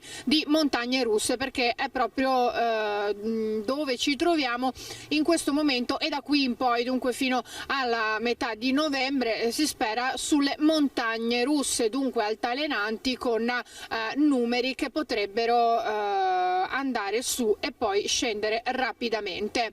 Un'altra notizia importante che ha dato il governatore è che ieri in giunta è stato deliberato il comitato di crisi, ovvero un comitato con cui ci si confronterà quasi quotidianamente, e composto da molte delle figure che noi abbiamo sentito e conosciuto, abbiamo sentito nominare, ma soprattutto abbiamo conosciuto in questi mesi, figure importantissime, punti di riferimento della sanità veneta, ed è coordinato proprio dal dottor Paolo Rosi, che è responsabile delle terapie intensive. Tutti i nomi Non ve li dico perché sono numerosi, ma questo comitato di crisi sarà importantissimo proprio per interfacciarsi e capire quotidianamente, mano a mano, come comportarsi per fronteggiare l'emergenza Covid. È tornato ad affrontare la questione dei medici di base dopo quanto era stato detto ieri, dopo un comunicato che era arrivato dalla Fingi di Treviso, in cui si era parlato di toni arroganti del Presidente, che in qualche modo ha voluto poi specificare che i suoi non erano in realtà toni arroganti, ma che bisogna lavorare tutti insieme e che questo deve essere un lavoro di squadra. Sappiamo poi anche che c'è stato un dietrofront da parte di chi aveva scritto quel comunicato, però comunque il Presidente oggi è voluto tornare per ribadire l'importanza di lavorare tutti insieme, perché solo con un lavoro di squadra si può uscire da questa emergenza, o comunque la si può fronteggiare al meglio. E un'altra notizia importantissima che il Presidente ha dato è che è quella che è stato dato mandato alla dottoressa Russo di contattare i 2450 professionisti veterinari del territorio, che dunque la dottoressa convocherà a colloquio, ci parlerà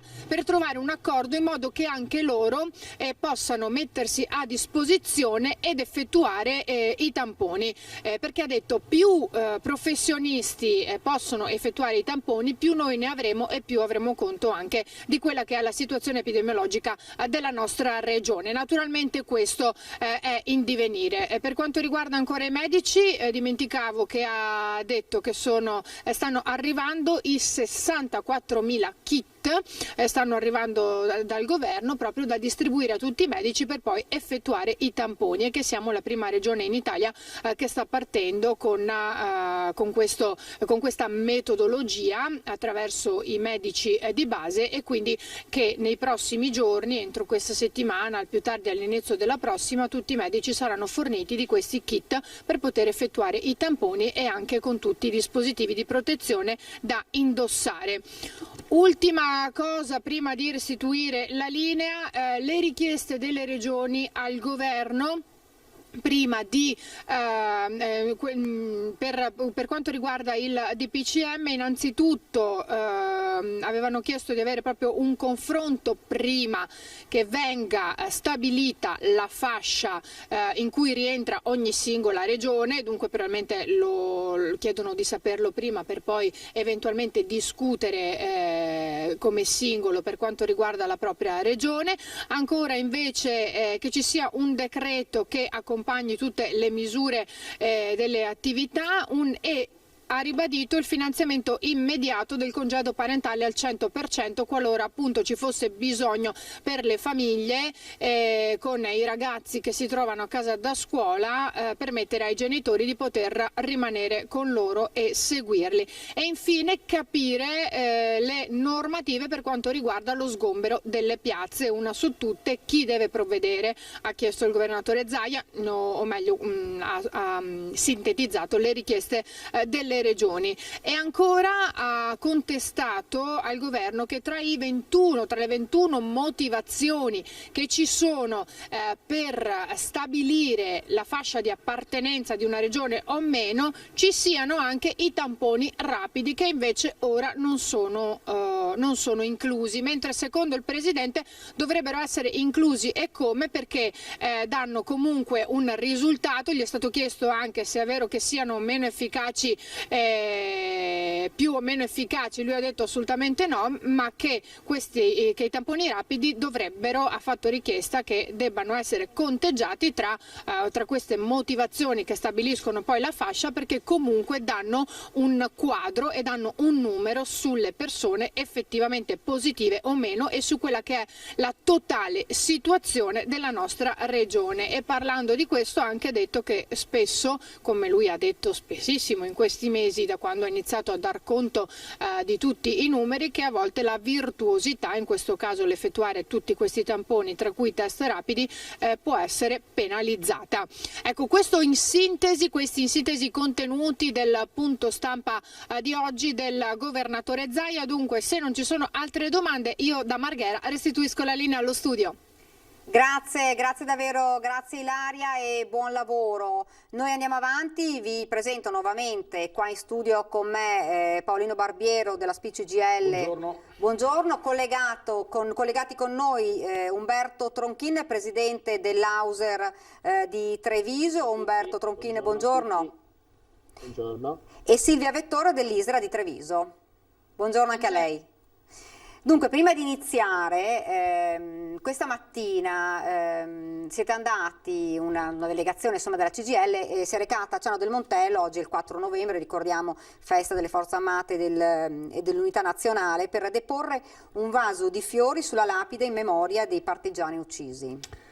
Sì, assieme all'Ampi di Montebelluna, perché nei giorni scorsi dei nostri pensionati che abitano a Ciano, recandosi in cimitero, hanno visto questa lapide tutta quanta segnata in nero e rovinata. Quindi abbiamo ritenuto, ecco, le vediamo dalle immagini. Abbiamo ritenuto subito di fare un atto che metta in evidenza questo fatto negativo dell'ignoranza che c'è dietro questi fatti, della maleducazione, ma anche della vigliaccheria, perché chiaramente se hanno qualcosa di contrario da dire lo possono dire, siamo in un paese democratico.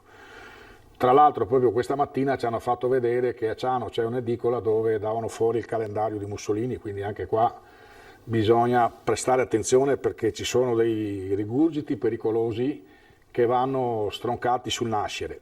Poi tra l'altro proprio su questa questione, oggi è la giornata delle Forze Armate, ricordo a tutti che i partigiani sono stati riconosciuti Forze Armate e se oggi parliamo di libertà ce l'abbiamo perché queste persone, e cito i nomi perché è giusto ricordarli, ci hanno messo la propria vita per consegnarci oggi a noi la possibilità di avere questa democrazia, di discutere, di dire delle volte tutto anche il contrario di tutto, e dobbiamo avere rispetto di queste persone e ricordarle. Lazzaro Giovannacci, torturato e fucilato il 2 gennaio del 1945, aveva 61 anni. Gli altri, secondo Bellini, Giulio De Favari, Luigi Marsura, detto anche capitano biondo di Arcade, sempre torturati e poi fucilati il 25 aprile, Bellini aveva 21 anni, Giulio De Favari aveva 34 anni, il capitano biondo di Arcade ne aveva 32, poi c'era Giuseppe Giudica, detto Beppe, di Catania, ne aveva 25, e per ultimo, fucilato il giorno dopo, il 26, Bruno Giammario aveva 19 anni. Allora io non so chi sono queste persone, se sono giovani, anziani, se hanno la capacità di intendere e volere, ma credo che cose di questa natura dovrebbero evitare di farle, dovrebbero ripensarci, chiedere scusa, e noi siamo anche disponibili con loro a fare un percorso di storia e memoria che renda comprensibile il danno che gli hanno fatto, perché se non capiscono adesso rischiano di fare ancora di più se magari sono giovani, e sicuramente questo non consentirà di garantire una società che abbia una coesione dentro a questo percorso. E siccome molto probabilmente vivono anche all'interno delle famiglie, si tratta di capire se anche le famiglie sono in grado di capire dove ci sono queste devianze, che prima si rimettino nella giusta strada e meglio è.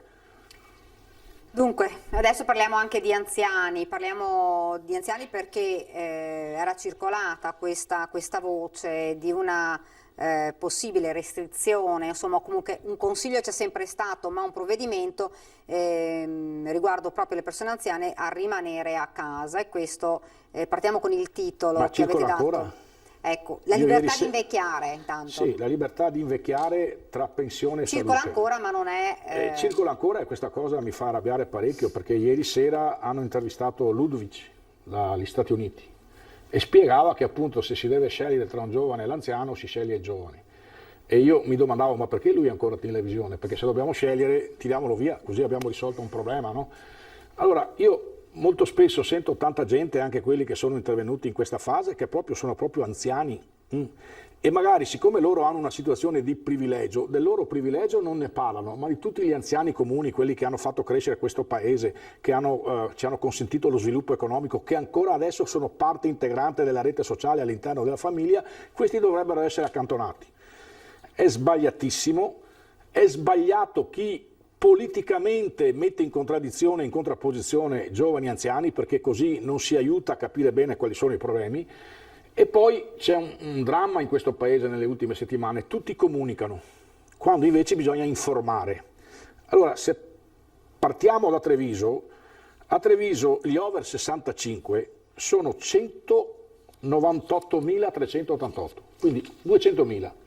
Se andiamo a 60, quindi scendiamo, salgono ancora di più, perché ogni tanto dicono 60, 65, 70, quindi il 22,3% della popolazione. 4 anni fa era il 21, quindi in soli 4 anni sono cresciuti di 2 punti, perché i nuovi nati sono meno che i morti, mettiamola così. Adesso il Covid forse presenterà un altro conto.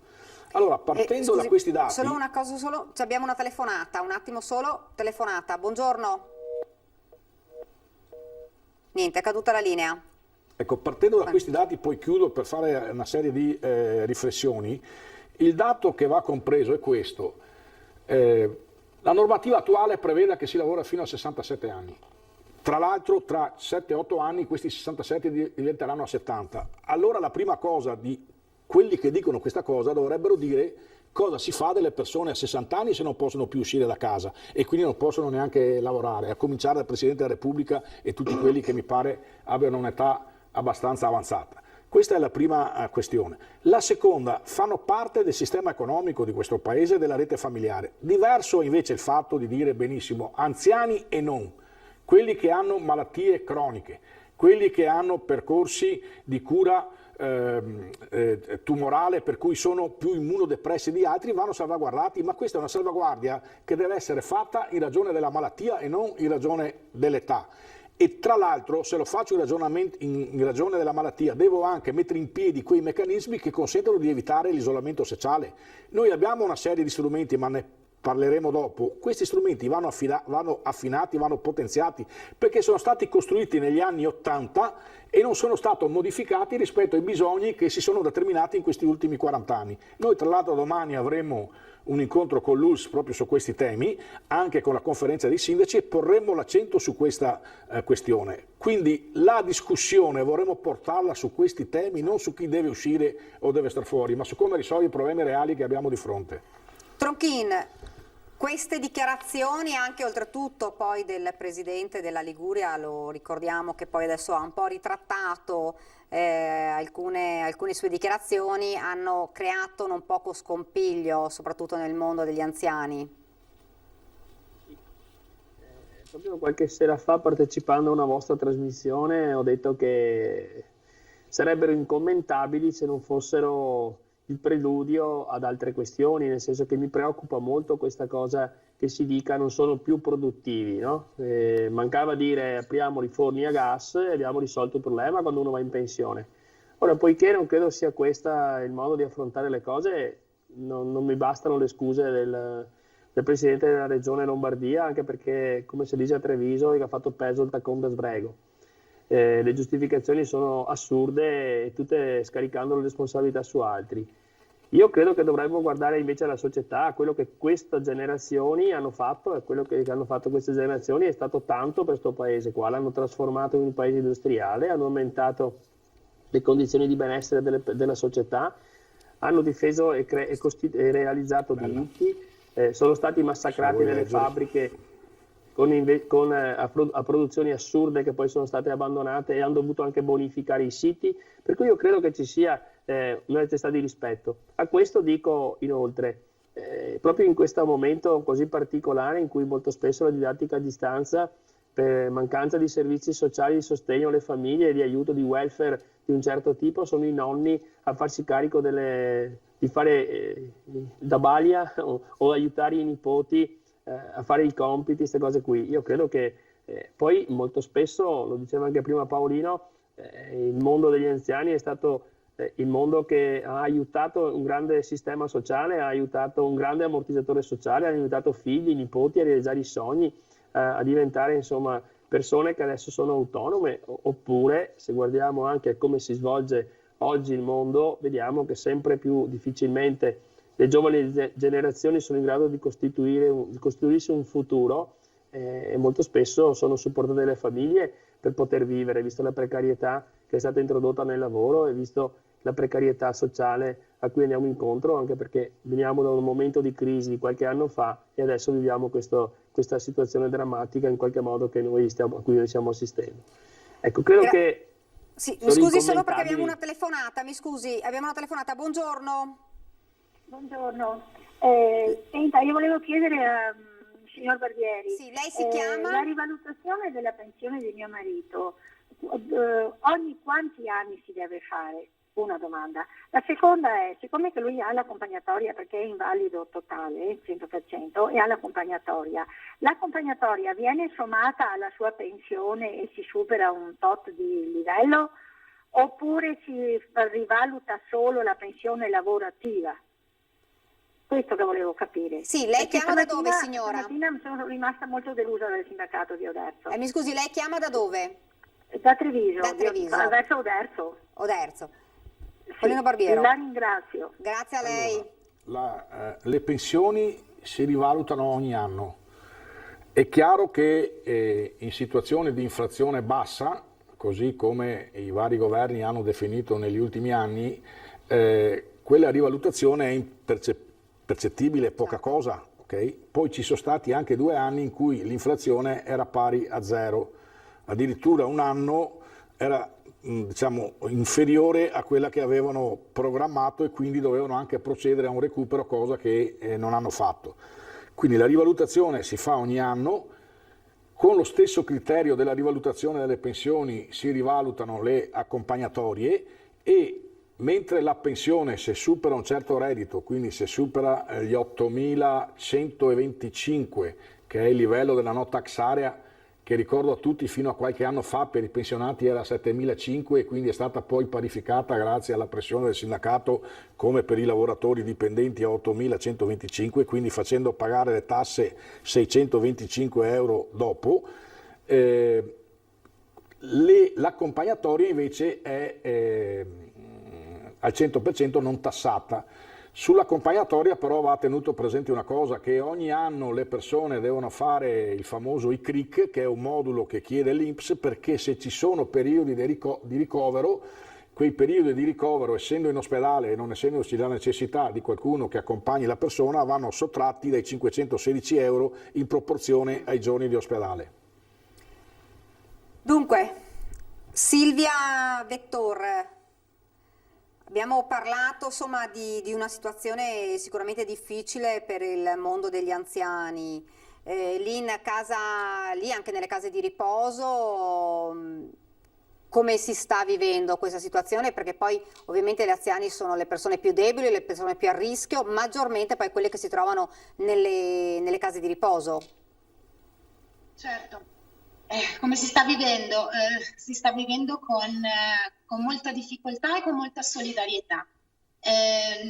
Mi preme sottolineare l'intervento precedente di Paolino Barbiero che parlava di numeri, perché i numeri sono significativi. Noi abbiamo 198.000 persone nella Marca Trevigiana ultra 65 anni, ma è importante anche sottolineare che 58.000 di queste sono over 80 e 1 su 5 di questi over 80 vive in una condizione di non autosufficienza.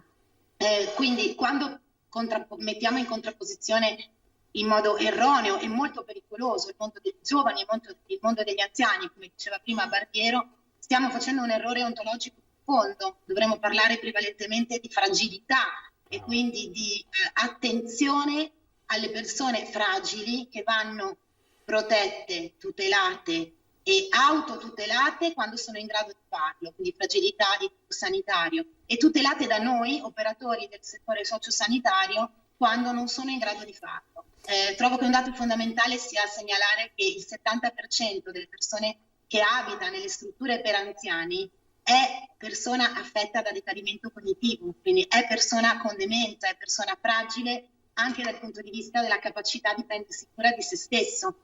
Quindi noi abbiamo il dovere di proteggere le persone così fragili che non si rendono conto di quello che sta accadendo fuori e non si rendono conto delle necessità di mettere in atto alcune misure anche legate all'utilizzo dei DPI o all'igienizzazione. ed è nostro dovere cercare di proteggerle perché ci sia libertà di invecchiare, ma soprattutto ci sia libertà di vivere. Ecco, ci sono però persone che in realtà capiscono bene quello che sta accadendo anche tra gli anziani. Psicologicamente, che cosa secondo lei, come possono vivere una situazione del genere quando sentono determinate dichiarazioni che possono sì, non solo restringere la libertà, ma anche insomma dichiarazioni come quelle dette poi dal presidente Totti? Certo, la libertà di indignarsi anche andrebbe tutelata allo stesso modo della libertà di invecchiare. Sono persone le persone anziane in questo momento sono oggetto di uno stigma che non fa altro che rinforzare le differenze e il rischio anche di tensioni, anche a livello proprio identitario. Non vorrei dimenticare che vivere in solitudine, che è una delle opzioni che è stata posta in modo, a mio giudizio, completamente assurdo, quindi esortare ad una solitudine che molto spesso va a braccetto con un isolamento, è patologizzante, ovvero crea malattia. Gli anziani, così come gli adolescenti, altra categoria diversamente fragile, stanno vivendo malissimo questo isolamento e questa solitudine nelle case, nelle relazioni. La solitudine, gli americani dicono, è deadly, è mortifera, e non è una parola troppo forte, nel senso che la solitudine protratta e quindi la sensazione di non poter fare affidamento su nessuno, sui propri cari o sulle proprie reti relazionali, porta ad un abbassamento delle capacità del sistema immunitario, porta a un aumento della depressione, porta ad un aumento delle difficoltà nel sonno, quindi ad un'insonnia o dei risvegli precoci, e porta ad un aumento del rischio cardiovascolare, quindi anche di andare incontro a patologie molto serie, e porta ad un aumento del 30% del rischio di sviluppare demenza. Quindi esortare gli anziani ad una solitudine significa esortarli ad ammalarsi di più. La fermo un attimo perché c'è un'altra telefonata. Buongiorno. Buongiorno. Buongiorno. Lei chiama da dove, signora? Da Roncade, Treviso. Da Roncade, dica pure. Allora, io volevo sapere, siccome che sento dire in giro, adesso voglio una prova, 17 anni di contributi versati, ho 67 anni, mi aspetta qualcosa di pensione? Sì o no? La ringrazio. Paolino Barbero. Grazie. Allora, sì, se i 17 anni di versamento sono stati maturati prima del 1992. No, se sono stati maturati dopo, perché il livello di versamento era 20 anni e in questo caso era utile, perché è da tempo che la norma è cambiata, eventualmente fare una richiesta di pagamento dei contributi volontari, perché poi pagando i 3 anni si maturavano i 20 anni. No, l'ho fatta, però ci volevano un sacco di soldi. Ma allora lei ce l'ha ancora aperta, signora? Sì. Perché se ce l'ha ancora, penso di sì. Allora, se è ancora aperta quella posizione, può venire nel nostro ufficio di Roncade che vediamo, perché è vero che magari bisogna pagare 4-5 mila euro, ma è anche vero che poi se prende la pensione minima integrata a 516 euro, per tutti gli anni che la prende prima di passare, spero un tempo più lontano possibile, all'aldilà, erano soldi che, cioè noi in alcuni casi abbiamo consigliato le persone anche di fare un prestito, perché poi lo avrebbero ripagato quando avrebbero percepito la pensione. Cioè sono quelle accortezze che nei cambiamenti delle modalità appunto per andare in pensione delle volte hanno incastrato parecchie persone come lei. Però è di Roncade, faccia un salto nel nostro ufficio di Roncade, vediamo, forse qualcosa troviamo, magari vediamo se in 17... Quella lì in via Roma, vero? Sì, magari vediamo se in 17 anni c'era una maternità che non è stata messa dentro, per cui si accorcia il periodo da coprire, cioè vediamo se ci sono le condizioni per fare qualcosa. Grazie signora. Dunque stavamo parlando con Silvia Vettor della situazione psicologica che si crea con questi provvedimenti, anche con queste voci che continuano a girare, e noi abbiamo anche ricevuto parecchie telefonate di persone anziane che ci dicevano ma davvero ci stanno costringendo a rimanere in casa, perché ovviamente Cioè, è già difficile, è difficile per tutte le persone, ma maggiormente poi per gli anziani.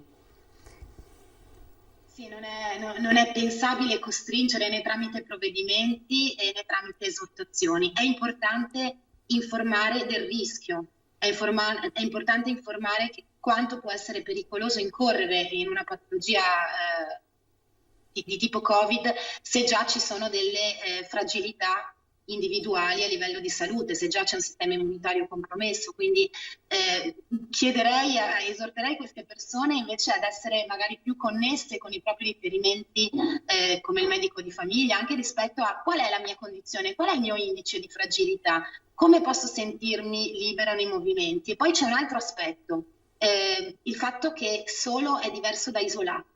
Quindi se le persone anche fragili in questo momento sì, viene dato loro il consiglio di limitare le uscite non necessarie o i contesti collettivi, ci sono molti modi di contrastare comunque l'isolamento e quindi di tenersi connessi telefonicamente, anche con familiari, amici, altre persone di riferimento, in modo da non vivere la sensazione di sentirsi soli, anche se fisicamente soli.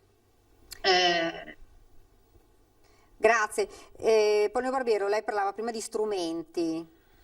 Sì, credo che appunto le cose che diceva Silvia aiutino a capire che bisogna appunto informare, e poi l'informazione, se condivisa, va diffusa non per creare confusione, ma per far comprendere alle persone cosa è meglio che facciano, no? A partire dal medico, ma anche noi. Noi per esempio abbiamo molti collaboratori, se hanno patologie gravi gli abbiamo detto è bene che tu stai tranquillo, ci sentiamo, magari facciamo collegamenti via Skype, parliamo lo stesso e quindi non si perdono i rapporti, non ci sono i contatti ma i rapporti umani restano, e questo è importante perché la tecnologia ci può aiutare.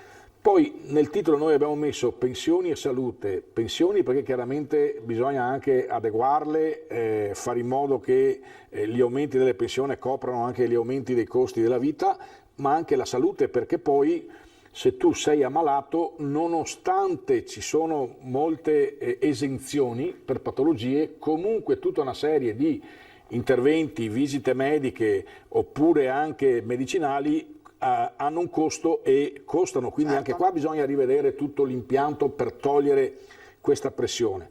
La preoccupazione che abbiamo, perché sentivo prima zona verde, zona arancione o zona rossa, e questo è quanto si vuole comunicare. Aggiungo 200 ricoveri in un giorno.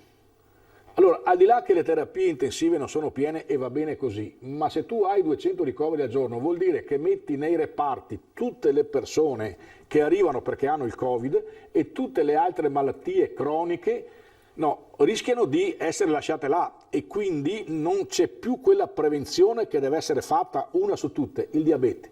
In questi giorni è uscito uno studio dove tutti quelli che hanno il diabete stanno slittando tutti gli interventi che devono fare di verifica. Malati oncologici. Io ho avuto 3 telefonate in questa settimana di malati oncologici che hanno avuto una contrazione del loro male ed erano pronti per essere operati e non li chiamano a fare l'operazione. È chiaro che non li chiamano a fare le operazioni, se sono tutti impegnati a seguire gli altri. Allora anche qui la dico con una battuta. L'ultimo che ha telefonato mi ha detto: ma a questo punto curano quelli con i Covid e chi ha la prostata rischia di morire quando potrebbe essere salvato. Noi dobbiamo evitare questo. E questo lo si fa se appunto si smette ogni giorno di dare i numeri, di stare qui a discutere se sono in zona verde piuttosto che in zona arancione, se devo chiudere o non devo chiudere, se devo contrapporre gli anziani ai giovani, se devono contrapporre gli albergatori agli altri, perché alla fine non ce n'è per nessuno. Cioè se va avanti di questo ritmo si riempiono gli ospedali, i ristoranti saranno vuoti anche se saranno aperti. Questo è il senso dei problemi che noi dobbiamo avere chiaro, dobbiamo trasmettere informazioni alle persone. Poi ricordo a tutti che c'è una Costituzione, e la Costituzione va rispettata, la Costituzione vale anche per quelle persone, perché qui si cita sempre Totti. Totti è stato, come si dice, semmo di villaggio che è scivolato con il suo staff a dire delle cose, ma io ho sentito, dicevo, fior di persone che fanno orientamento. Ludovic non è l'ultimo arrivato, Ichino, altri professori che fanno queste affermazioni a mezz'aria. Allora, oppure anche quelli che dicono tutto sommato se gli anziani stessero a casa il Covid non ci sarebbe. A queste persone cosa bisogna augurargli? che tocchino il male davvero così poi la smettono?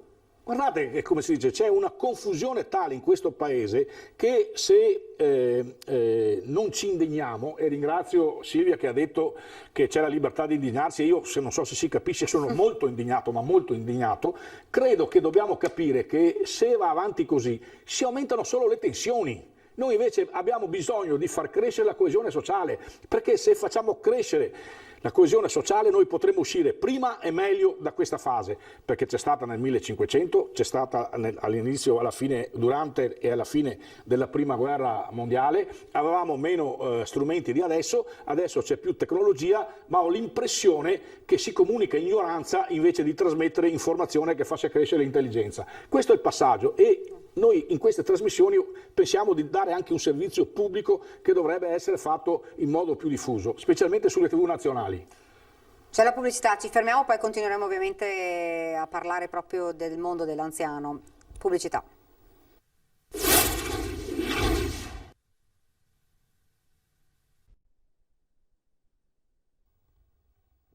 Siamo tornati in studio. Io volevo chiedere a Tronchin sul mondo del volontariato, un esercito, davvero un esercito di anziani in questo mondo, non dovessero esserci loro, che cosa accadrebbe? Beh, intanto mi permetta di fare una considerazione rispetto alle cose che diceva prima la Silvia e anche Paolino.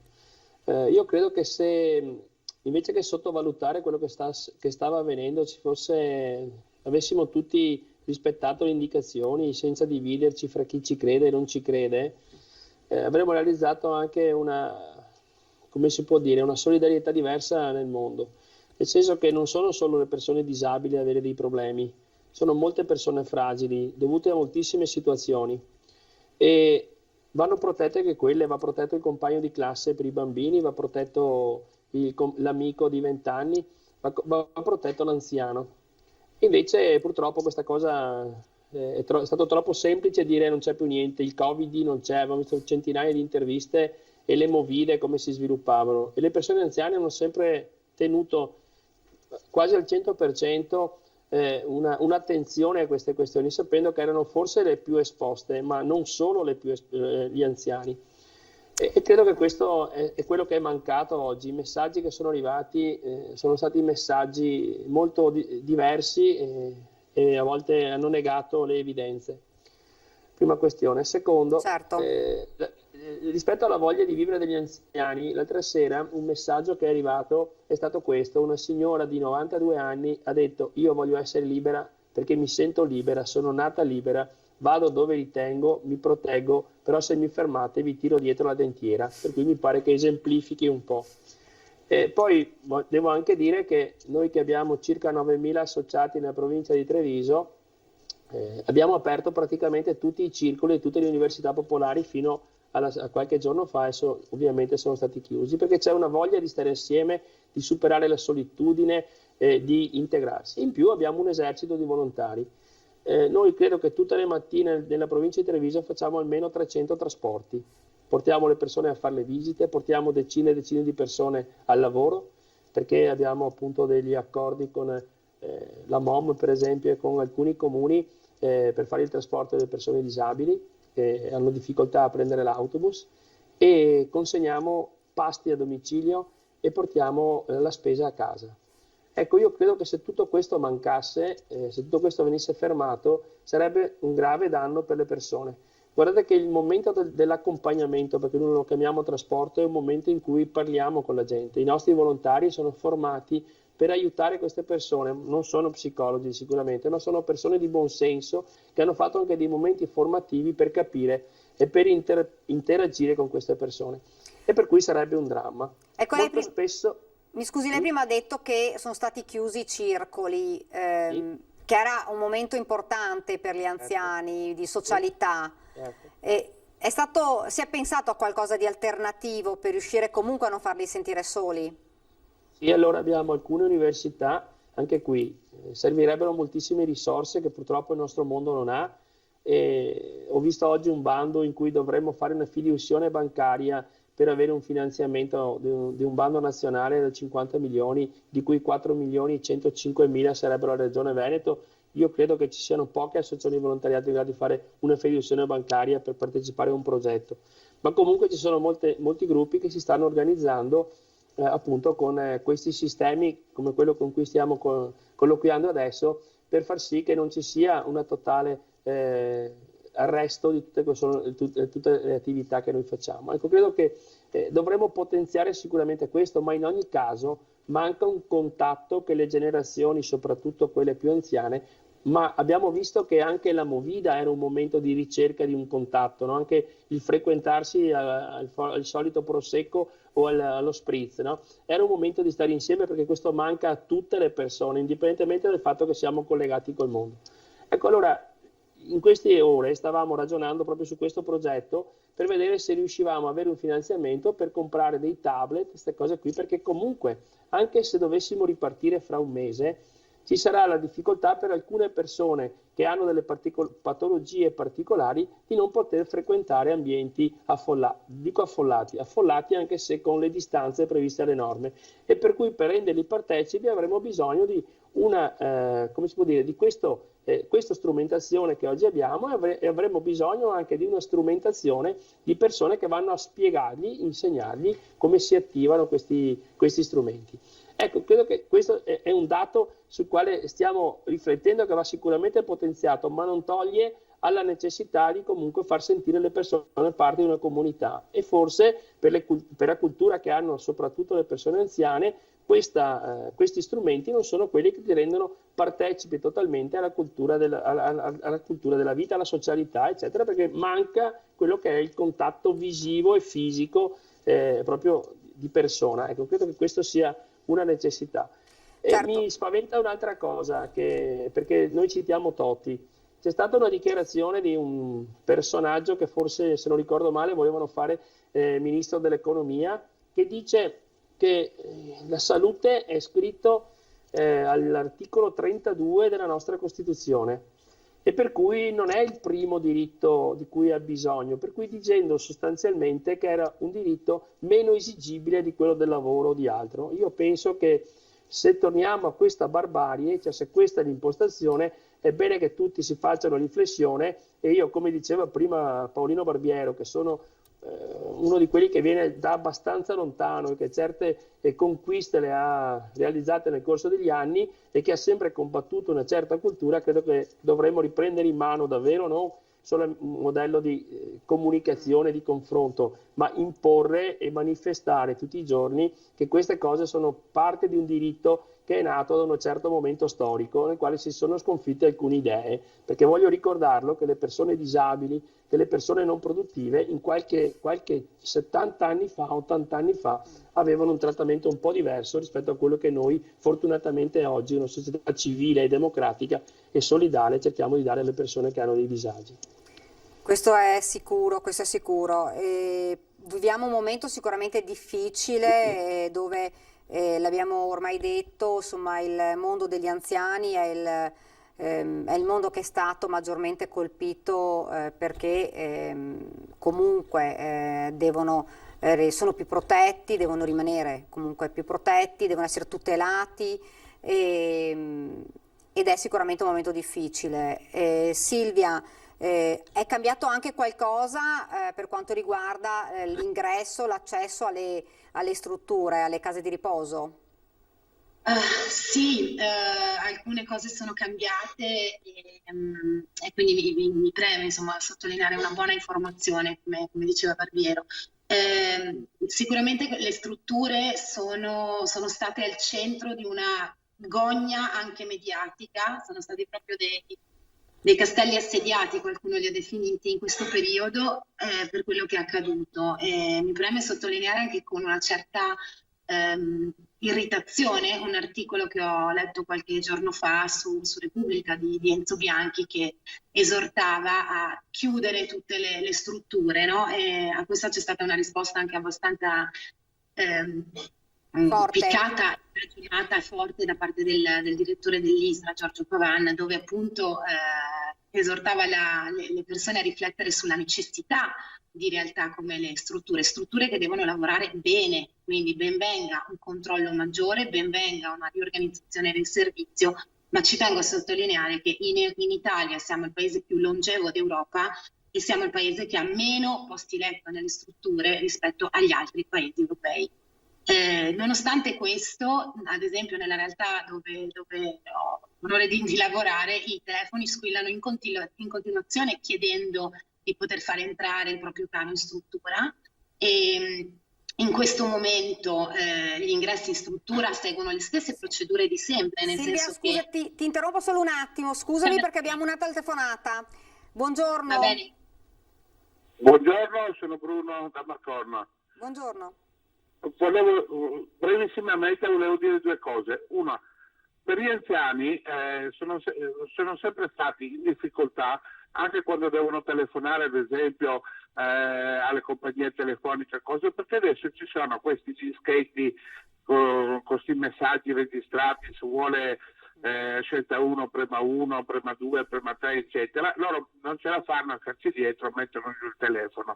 Allora, in questa situazione di estrema emergenza che abbiamo, visto che col nuovo DPCM, se siamo in zona arancione, non potremmo spostarci neanche in un altro comune, eccetera, non si potrebbe agevolare il discorso della spesa a domicilio per gli anziani, perché per esempio molte di queste ditte che la portano a casa già prevedono che se si è anziani hanno la consegna gratuita a casa.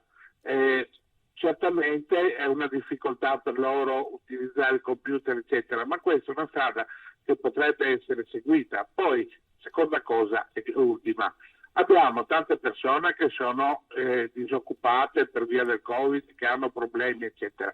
Se con un DPCM si riesce in stato di emergenza, ovviamente, a sovvertire anche quelli che sono le normali prassi e procedure burocratiche, non si potrebbe fare in maniera, visto che serve del personale, dare la possibilità a queste persone, anche con un minimo di istruzione, diciamo, per appoggiare gli anziani o appoggiare per esempio le USL che hanno problemi nel fare le telefonate per il tracciamento perché gli manca il personale e quindi il tracciamento risulta essere in ritardo e quindi con poco efficace, diciamo. Grazie. Sarebbero delle buone cose da fare. Grazie. Paolino Barbiero. Sono proposte che vanno nella direzione della risoluzione dei problemi, quindi insomma sulle spese a domicilio per esempio c'è stata una grande esperienza maturata durante i 2 mesi di lockdown attraverso il fondo alimentare e in parte con la rete di volontariato e la protezione civile, anche se poi sia nel volontariato e anche in protezione civile ci sono ultra sessantenni, quindi siamo sempre lì, insomma, no? Si può fare e bisogna sapere che tutta la parte della popolazione che non ha problemi gravi deve essere interattiva dentro questo sistema di tutela della salute nel suo insieme nel territorio. E condivido il fatto che siamo in ritardo, ma si può accelerare anche con provvedimenti ad hoc tutto un percorso che vada a rafforzare il sistema sociosanitario, perché ci sono i punti, cioè le uniche assunzioni che adesso si stanno facendo attraverso l'ULS con le cooperative per fare i Covid point, per fare tutta una serie di altre cose di call center, e poi bisogna fare in modo che tutto quel tempo che è stato perso venga recuperato il più possibile in quella formazione che riguarda gli OS e gli infermieri, perché qui c'è un travaso tra OS che sono nelle case di riposo verso gli ospedali e si svuotano le case di riposo. Qui non bisogna travasare, bisogna implementare entrambe le strutture, tra l'altro anche facendo in modo che si rinnovino i contratti e che queste persone che curano la salute e non fanno un bene materiale ma mettono le mani appunto sul fatto che una persona possa vivere meglio, possa avere meno problemi, possa soffrire meno, debba avere un giusto riconoscimento. Torniamo invece a parlare con Silvia che ci stava spiegando, siamo quasi al termine, però ci stava spiegando che sono cambiate un po' le cose per quanto riguarda l'ingresso degli anziani nelle case di riposo. Allora, intanto è bene specificare che l'ingresso non è un meccanismo automatico nelle case di riposo pubbliche e convenzionate, quindi non è che si può telefonare e dire il mio caro può entrare la settimana prossima. È necessario predisporre una modulistica, un modulo che si chiama SVAMA, è un modulo attivo in tutta la regione Veneto e la famiglia lo deve chiedere al medico di famiglia, il medico curante della persona anziana, e poi condividerlo con l'assistente sociale che ne integrerà una parte. Questo fa in modo che la SVAMA è una sorta di carta d'identità dell'anziano che definisce le sue caratteristiche cliniche e il suo livello di gravità, e si entra in struttura proprio tenendo conto di questi criteri, quindi non tanto quando ho fatto la domanda, ma qual è il mio profilo e quanto bisogno ho di essere assistito in una struttura. In questo momento, quando si entra all'interno di una struttura, è una fase particolarmente delicata perché le regole ci impongono di mantenere 14 giorni di isolamento, e quindi significa isolamento rispetto alla vita di comunità, distacco isolamento fisico rispetto anche ai familiari che non possono entrare per le visite o per i contatti, quindi in questo momento l'ingresso in struttura è particolarmente delicato e richiede da parte del personale di cura un'attenzione enorme nel colmare tutte queste carenze anche affettive e relazionali che il momento rischia di imporre. Quindi sottoscrivo quanto dice Paolino Barbiero sulla necessità e l'importanza anche di rivalorizzare le figure che lavorano all'interno di queste strutture, che sono così necessarie al nostro tessuto sociale. Lavoratrici prevalentemente, sono più della metà dei lavoratori delle strutture sono donne e più della metà degli abitanti delle strutture sono donne, quindi è un mondo al femminile e anche questo è importante. Grazie Silvia. Un'ultima domanda a Paolino Barbiero. Stavamo parlando prima dei colloqui per avviare un corso per la campagna fiscale del 2021. Sì, noi stiamo raccogliendo tramite sito, tramite telefonate direttamente nei nostri uffici per fare il programma di formazione per oltre 200 persone che poi verranno sulla base delle esigenze che avremo verso marzo inserite all'interno delle nostre strutture. Chiaramente è un fatto importante perché è un corso certificato, è un corso di quasi 300 ore che può essere utile anche per altre attività nel proseguo della vita lavorativa delle persone. Quindi ci sono ancora questi 15-20 giorni di tempo per fare domanda fino alla fine di novembre, e chi avesse intenzione, chi sente questa trasmissione magari a casa cerca lavoro anche per qualche mese, perché ormai la campagna fiscale si è allungata, quindi riusciamo a fare anche 4 mesi di contratto, in alcuni casi 5 mesi, con la possibilità poi alla fine quindi di avere anche la copertura con il periodo di disoccupazione. Diventa importante, in più comunque si impara anche un'attività che può essere utile nel proseguo della carriera lavorativa delle persone. Siamo arrivati al termine. Intanto io ringrazio Umberto Tronchin, presidente dell'Auser di Treviso, e Silvia Vettore dell'ISRA di Treviso. Grazie. Buona giornata. Grazie, buon lavoro. Grazie anche a Paolino Barbiero che è sempre qua con noi, grazie davvero, ci sarebbe davvero molto ancora da dire nel mondo degli anziani, magari sarà anche occasione di qualche altra prossima puntata per continuare a parlare proprio di loro. Magari chiederemo spazio a 20 e 10. Bene, siamo arrivati al termine, io vi lascio come di consueto alle nostre previsioni del tempo, grazie davvero per averci seguito, buona giornata.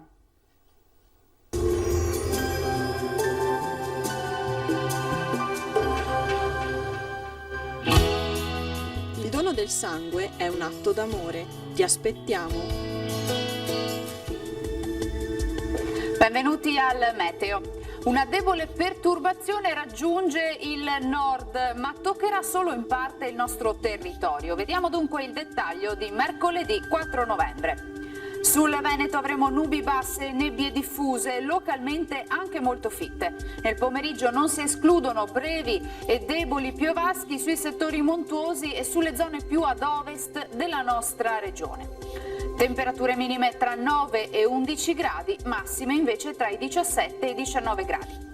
Ci spostiamo ora sul Friuli Venezia Giulia, anche qui cielo molto nuvoloso con locali riduzioni della visibilità, ma qui non sono previste piogge particolarmente degne di nota.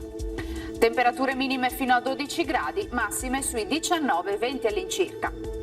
Infine diamo uno sguardo alla situazione del Trentino Alto Adige, cielo coperto dappertutto, anche qui saranno possibili locali rovesci un po' su tutti i settori della nostra regione. Temperature minime sui 9 gradi, massime invece fino ai 18 gradi. Dal meteo di Antenna 3 per ora è tutto, grazie per l'attenzione e arrivederci al prossimo aggiornamento.